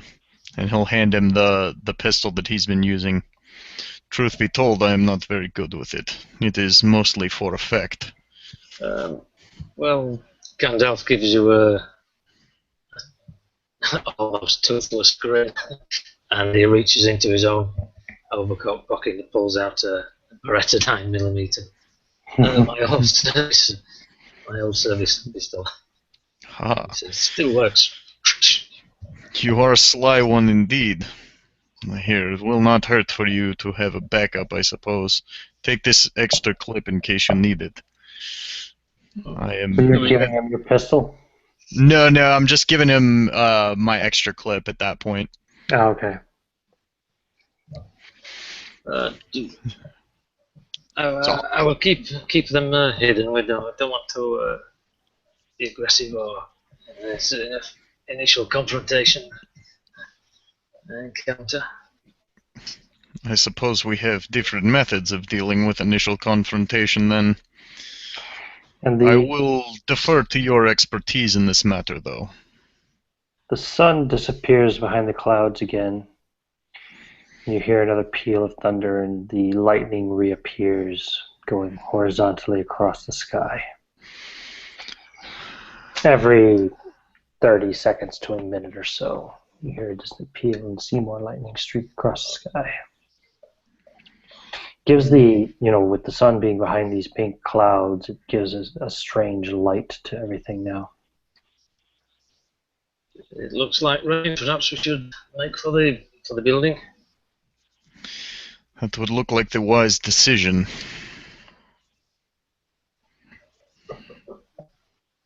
If the woman has any sense, she should make there too, and perhaps we can speak there.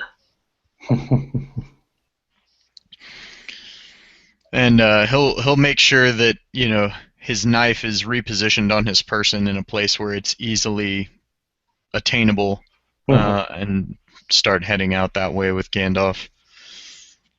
Okay, so we're avoiding the damaged tanks, the squashed one and the belted one. In a roundabout. In fact, I want to avoid the woman as well. So we're going the opposite way from where she is. No problem. You work your way around, avoid her. At one point where you're kind of crouched down and waiting for her to pass another direction because you don't want to move in fear that she may notice you, but she's facing your current direction and not horribly far away. The hair stands up on the back of your neck again, Gandalf. And you guys can both smell something in the air. It's like ozone.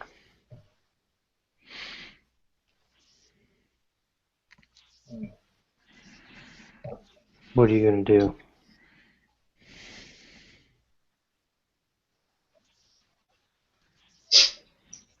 Can we tell which way the wind's blowing?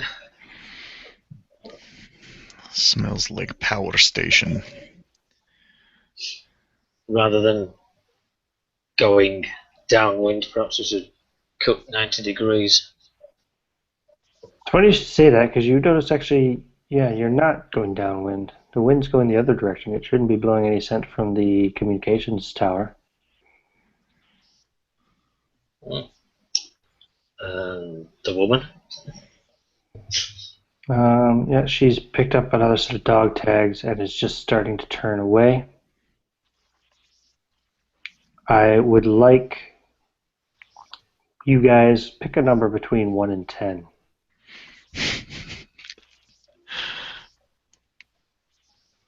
Two. I'll go with 4. 4. Okay. All of a sudden, you hear a peal of thunder, and you are struck by a bolt of that purple like lightning red star. And the force of it, you feel it as well, Gandalf, and are kind of like just kind of tossed away from him.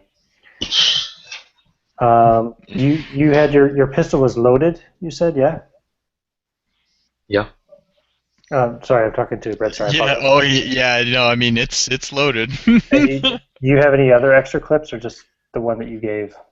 No, I just had the one in the gun, and then one extra clip after that I gave to. How many bullets were in your gun? I mean, if you're talking about a standard Beretta 9mm ish, or any really standardized 9mm, it'd be a 12-round clip.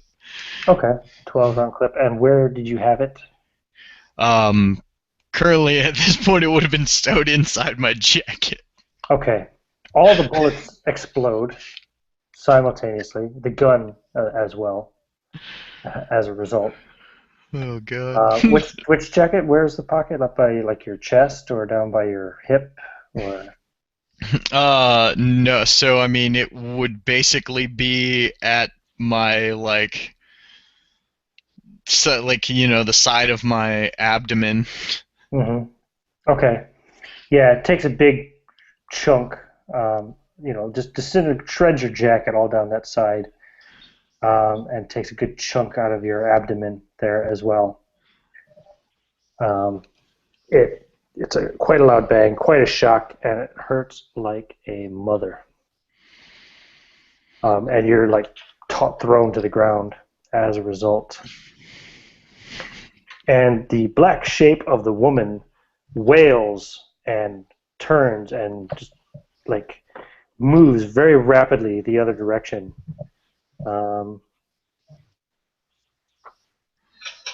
You would notice as she does so, not you, Red Star, because you're predisposed at the moment. Right. But if you take a look at her from the wailing sound that she made, Gandalf, you would notice that as she moves away rapidly, it's a very inhuman movement. Not like she's running, but more like she's floating. And she goes off quickly and out of your range of sight. Okay, I'll roll over, take my rucksack off and start rummaging around for bandages as I crawl over to Red Star. Do you have them in your equipment? Do you have a medic's kit or anything? Not a medic kit as such, just the bandages. Just bandages. Maybe a bit of alcohol.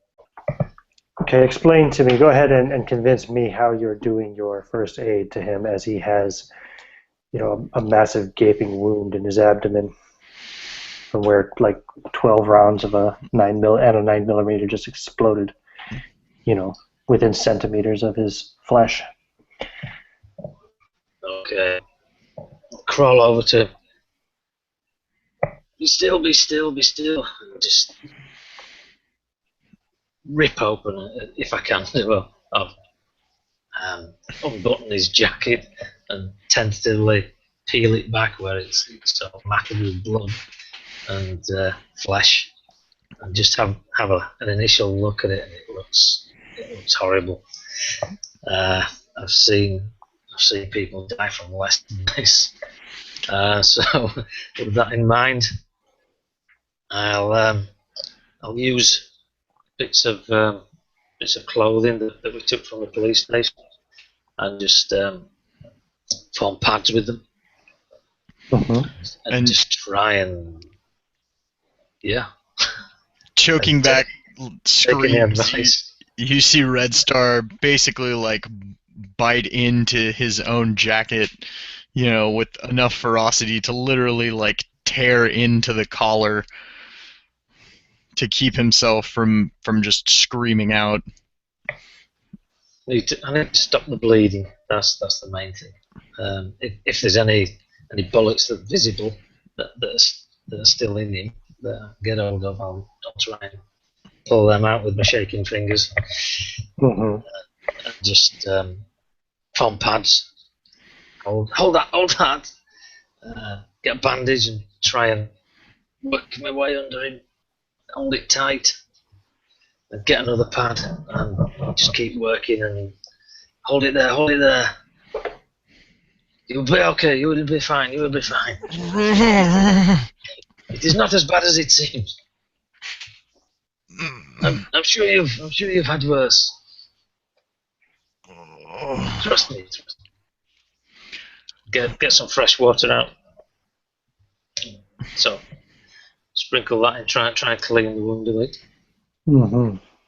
And just basically use whatever I can, what few bandages I have in my pack.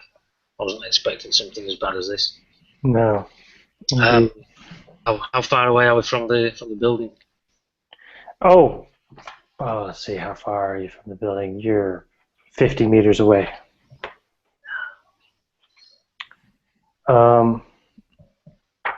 And actually, you hear a sound coming from another one of his pockets. It sounds to be coming over his phone. It's a strange mechanical sound or electronic sound. You can't really make any sense of it, but his phone starts to make strange sounds.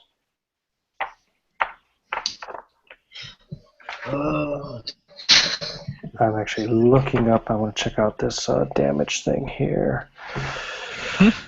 Let's just see here. There's combat stuff in here somewhere. Violence. There we go. I just want to see. So here we go. Explosives. So he's kind of in between consciousness and unconsciousness at this stage. He's still got a lot of shrapnel embedded in him from the exploding pistol and bullets.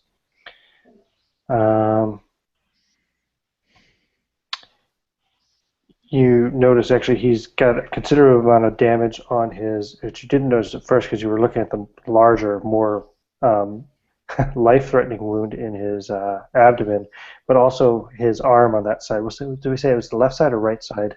It would have been his left side. His left side. The left side forearm has also taken a lot of damage and has a lot of shrapnel in it as well. Considerable burn damage as well. Yeah, he's not looking very well. Without medicine and medical attention, emergency medical attention, with what you've done, you've probably prolonged his life by a few hours. But he's in a bad way. You know, you don't have to tell him that, but I'm just letting you know, Gandalf. Okay. And trying to he's just been sitting there this whole time as he's been bandaging him up, literally just grabbing whole handfuls of grass, basically trying to hold on to the ground to keep himself from writhing. And every time he rips a chunk out, he palms around for another one. And once the bandaging gets primarily underway, he or primarily finished, he just sort of murmurs, "Painkillers, backpack," and sort of rolls to his side so that Gandalf can get at them. Right, trembling fingers. I'll unfasten the clasps. Rummage around, find something that, but hopefully it's in French. Yeah. Tranquilizers. Yes. It's the only pill bottle in there, so. Yeah. Take these. Water. Oh, is there a bottle of vodka in there too? Yeah, I think you might. Do you have a bottle of vodka in your equipment? Yeah, I actually do. Washed out some painkillers with a swig of vodka. Yeah, well, I mean, I feel like that's what the character would do. Yeah. Okay. Not really being a military guy, but Gandalf just had a thought. He wondered, seeing as there was some kind of squadron of tanks, perhaps they had some kind of hospital vehicle, first aid vehicle thing, ambulance. I'll stand up and have a quick look around, see if I can see anything that matches that description. A big white circle with a red cross on it. On any vehicles? Yeah, why not? It's a good idea. I will reward that and say yes, you do see one. Yep. Right. Is it closer than the building? No, unfortunately, it's in the other direction. But can you move at all? With help, would you be able to make it to the building? Yes, I can make it. Just help me get to my feet. yeah, he won't be going anywhere on his own. But if you kind of get him, his arm thrown over you, you can kind of help to kind of carry him along. And he can use my staff in his other arm. Good idea. Very good. So you're moving him towards the building of the communication. Yeah, I'm getting him to get the zap together. So, as you're doing so, you see movement on the ground by the tower.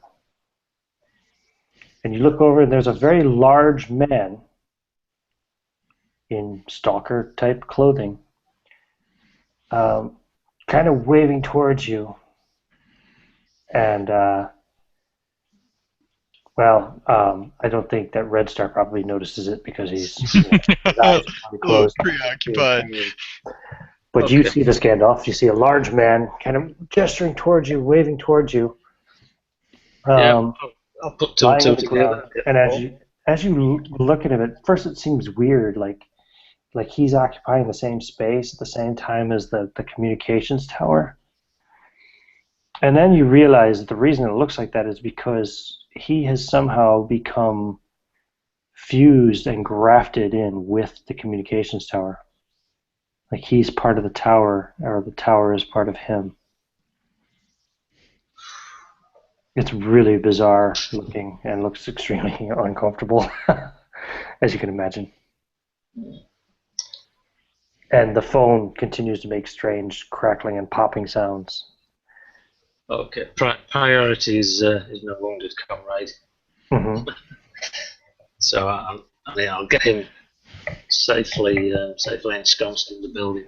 Okay, so you don't show him Colossus lying on the ground out there. You just get him into the building. That's fair. Yes. He doesn't need the distraction. Yeah. Yeah. So we'll stumble and stagger our way over there. Get into the building. Yeah. And sitting down in the most comfortable place I can see. Probably, given his condition, the most comfortable thing would probably be to lie him on the ground.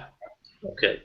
Because you could prop him up in that chair over there at the communication tower controls, but he'll probably fall out of it or something, Right. Lay him down then. Form a pillow out of his rucksack and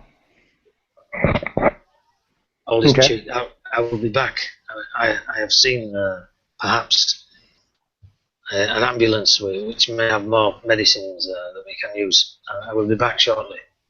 Wait. Yeah, you've probably stopped most of his external bleeding, maybe. But he could still be bleeding heavily internally, and of course one of the biggest things too is, besides the blood loss, is the risk of infection. Yeah, so I need some disinfectants. Maybe some antibiotics. And a surgeon. I should see if I can find one of those. The nearest surgeon is 4.5 days away. Right. Okay. That you're aware of. Make him as comfortable as possible. Say, I'll be back shortly. You'll be okay. Okay. Just pat him gently on his shoulder. This is why a lot of people don't venture too deeply into the zone. Yeah. And I'll I'll go outside, out of sight, and just look up at the heavens, see what the cloud is looking like again. Is it still lightning? Yeah, it is. It is. Okay. The peal of thunder every 30 to 60 seconds. Lightning streaking across the sky. I'll backtrack, take the gun out of my pocket, lay it down somewhere, and then chuckle and go and head off out again. What about the extra clip of ammunition? I've obviously forgotten about that. I suppose I didn't have to remind you, but I'm feeling generous. It bumps against your hand as you pull out the pistol. There's the extra clip. Set that down with it. Yeah. Okay. And then. So I'm not being as careful. I'm looking, but I'm not throwing bolts and some things. I'm just moving where I can see that it looks reasonably safe to get myself as quickly as possible to the ambulance. Yeah, you're making your way there, and you're about 10 meters away from it when again your sixth sense kicks in, and the heckles in the back of your neck rise, and you could just feel something to your left. And you look over and you see the black shape of the woman standing there. And she's about 3 meters away from you, and she's standing there and she outstretches her arms. Sprint like your wife in the dream. My wife. I'll start to run and stop and squint, walk at her, try and make out features. There's none. It's like she's just blackness.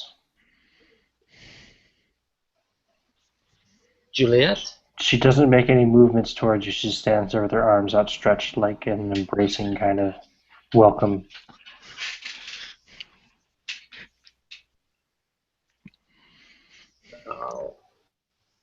I'll back away towards the hospital van.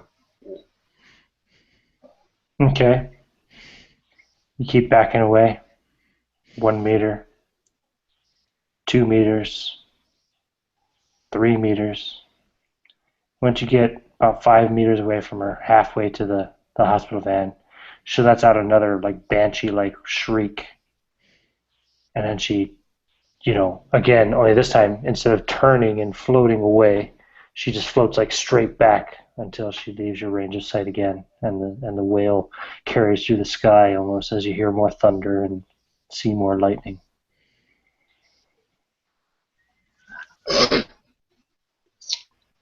And you reach the hospital van, or vehicle, whatever it is, the medical vehicle. There's all kinds of supplies in there. Right. In fact, there's a small fortune in this era around the zone and the borderlands. The contents of this vehicle alone are worth a lot of money to the refugees and various, even to the crime lords and the drug lords and everything else in the borderland. You could make a lot of money off just the contents of this vehicle. There's hypodermic needles, you've got antibiotics, you've got morphine, you've got field surgery kits, crutches, bandages, stretchers, you name it. Antiseptics, clean clothing. That's what I need. The thoughts of the money, the wealth that they could raise, pushed back. I can't think about that now. I've got this guy. I've made a pact with him. I've shaken his hand. We've been through a lot together. I've got to try my best. Okay. To keep him alive. So what's your plan of action, and what are you taking for immediate use? Immediate is to get him unconscious basically, so he's not moving around and making things any worse. Try and use some antibiotics on him, as much as I understand their use. A couple of injections of X number of milliliters. And then I'd like to try and see if this vehicle will start. You go around to the front. Mm-hmm. Yeah, there's a skeleton sitting in the seat, slumped against the steering wheel. Right. Is the key in the ignition? It is. Okay, I'll steel myself and. See the driver is wearing dog tags as well. I'll push him over into the passenger seat.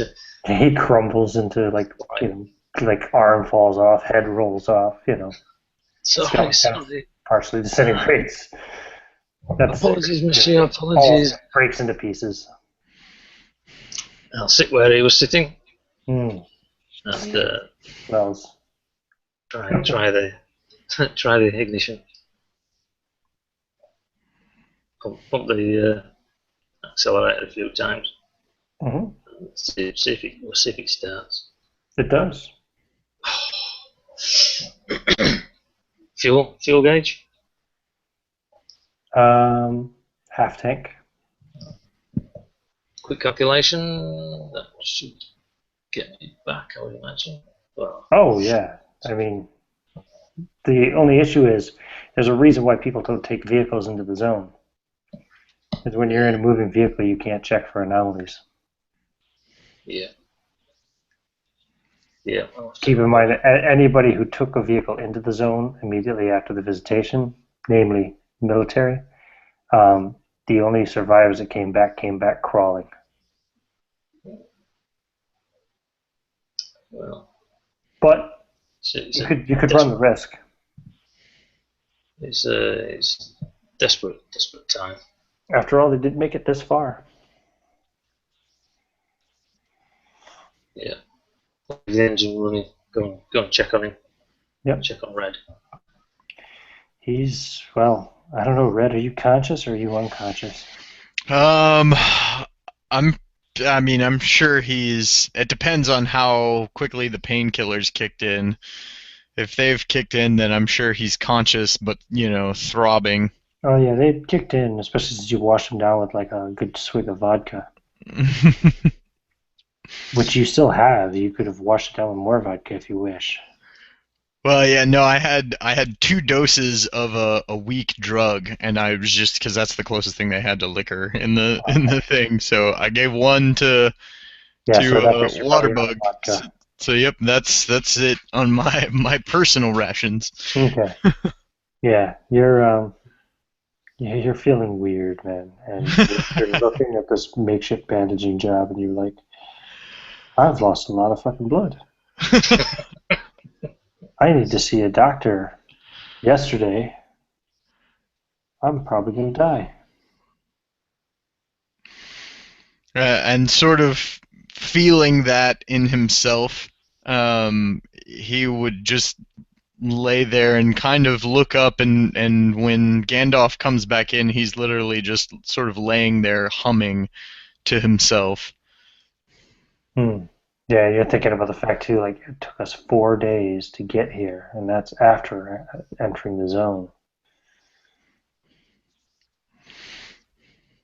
Actually, I'm pretty sure if he's that doped up and he thinks he's gonna die, he's just trying to finish in at least his head composing his song. Okay. Yep. There you go. At that you point. You walk in Gandalf and he's humming some tune that you don't recognize. Well, maybe even trying to sing a bit. Does it have words? Does it have lyrics? Yeah. He would be singing like in Russian, like very low and kind of hushed, but. So what are you gonna do, Gandalf? I'll give him an injection. Of what? Of I have no idea of this Morphine. Morphine. Okay. Ooh. More painkillers. That should be enough. Yeah, that'll knock him out. Yeah, there you go. There. I'll be back shortly. It's a quick fade. All right. You're unconscious probably within, I'd say, 60 seconds. He's probably just overdosed you, in fact, but, you know. not lethally yet, anyway. What's the worst he could do, kill you? Yeah, right. There you go. So, back outside, and I'll go the other way this time to see where Colossus stroke comes tower. Yeah, you can see, like, the metal frame of this tower kind of enters in through his left hip. It seems to go, you know, and another beam of it kind of enters in through his lower ribs on the left side. And it seems to go right up through his body and comes out up around the right shoulder, and another beam comes out of his right portion of his neck. And he's moving, and you can see, like, how he's been sustaining himself on this like almost phosphorescent moss in the area, but it's almost all gone, and the only moss that remains he can't reach from where he is, and he can't move because he's welded in with this tower, and it's too heavy for him to move it, obviously. Yeah, he's in a bad way. He looks dehydrated.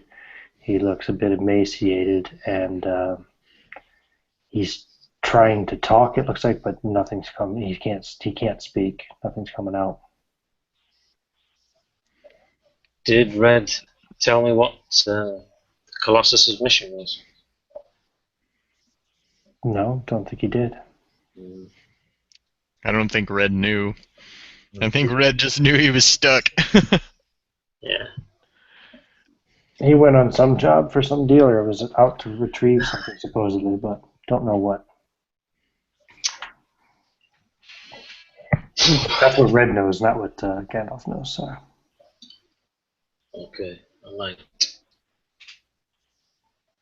to have to put him out of his misery. You don't want to try to perform some kind of surgery to remove From the tower. I jest. You reckon actually removing him from that tower, if it doesn't kill him completely, it would definitely fuck him up for the rest of his life. And you're trying to think, how the hell would you even get it out of there? It seems to pass through several of his vital organs. Yeah. Putting him out of his misery sounds like a good idea. How do you want to do so? Single bullet to the head. I'll have to go back inside. Go back over and pick up your gun. Get my gun. Just have a look down at Red. He's stopped humming now. Might have to do the same for him. Oops. I'll go back outside. Okay. Pull the slide. Chamber around. Get as close as I think safe. Check with the bolt. Make sure there's nothing like some kind of force that pulls you into that area. Very good. Yeah. Looking for a magnetic force. Did you feel a slight hint of magnetism coming off it, but it's not strong enough to pull you into it? Okay, that could affect the round. It seems to be almost coming from him, even. That might make it easy. Okay, I'll take careful aim and shoot him between the eyes. Pow! He dies instantly. Say prayerfully. Okay. Go back inside. Yep. Red's sleeping peacefully, drooling on himself probably now. You've still got a lot more of that morphine, but yeah, you've put him out.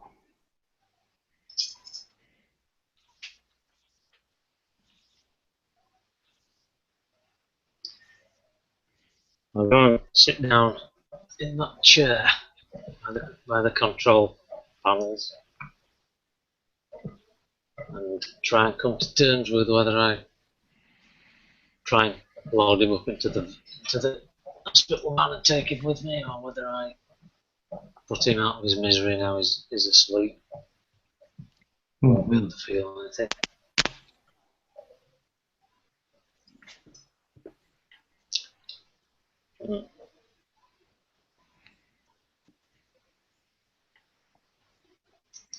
I need a sign. You need a what? A sign? Yeah. I'll close my eyes and just... You're going to spend a hand of fate point? Yeah. For a GM hint? I suppose that would probably be your zone, because of your knowledge of the zone, I'm thinking. Sure. So it'll temporarily reduce your zone attribute to 1. Okay. You know that your chances of getting out of here with that vehicle, driving that vehicle, are slim to none. It's not 100% impossible because the vehicle made it this far, but a lot of things have changed in 13 years, and a lot of routes that they went, the way they drove in, might be impassable now. You figure you've got like a 1 in 100 chance of getting out of here alive driving a vehicle, especially as deep into the zone as you are.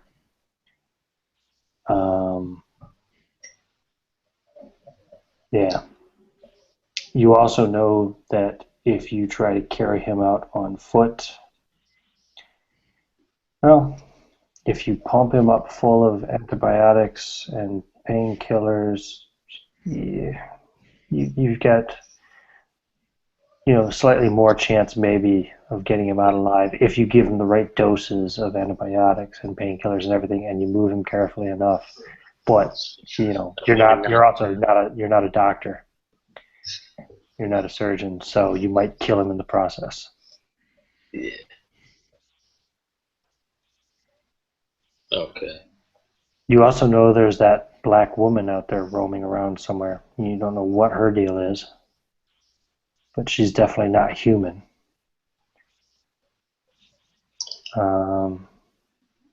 You've got a fortune's worth of medical supplies in that vehicle outside, and you've made it deeper into this area of the zone than you've ever gone before. Right. Stand up. Walk over. Kneel down next to Red.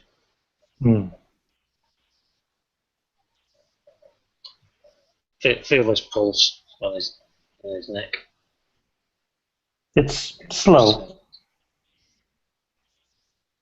Okay. Cradle his head. Good night, comrade. Bang. Okay. Rest in peace, Red Star. I think that's as good a place as any to end this. Awesome. So that's now 2 for 2 in your games where I've been killed by another player. Is it? Yeah, look at Yeah, that. I got killed by Andrew in the last one when we were playing Mass Effect. Oh, That's hilarious. Wow. And now you're killed by Whitey. That's awesome. As the title of the one-shot says, Bienvenue dans la zone, which is French for welcome to the zone.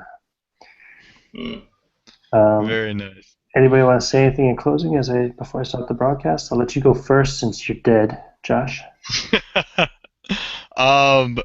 This was awesome. Thanks for having me on. Check out Roll with the Punches, where we do a bunch of live plays and talk about RPG stuff. And check out more Fantastic Dimensions videos. Cool. And Whitey? Yeah, wow. That's really good. It's good on the gaming, on the emotional side. It's yeah. I've enjoyed that. Yeah, that's brilliant. And glad you liked apologies, Josh. Apologies, mate. Oh no, dude, that was awesome. That was like the perfect way to end it. I'm not upset about losing characters, especially not in games like this where I feel like you kind of need to expect it. Yeah, sure. Yeah, the tarot card said would be death. So They did, you're right. I Yeah. thought it was going to be me. Cheers, and thanks for watching. If you Cool. watched it this far. I will be doing more of these in the near future. I want to get lots of practice in before I run the game for Brigade Con. So keep an eye out for more Stalker here on my channel, and yeah, we'll see you at the gaming table.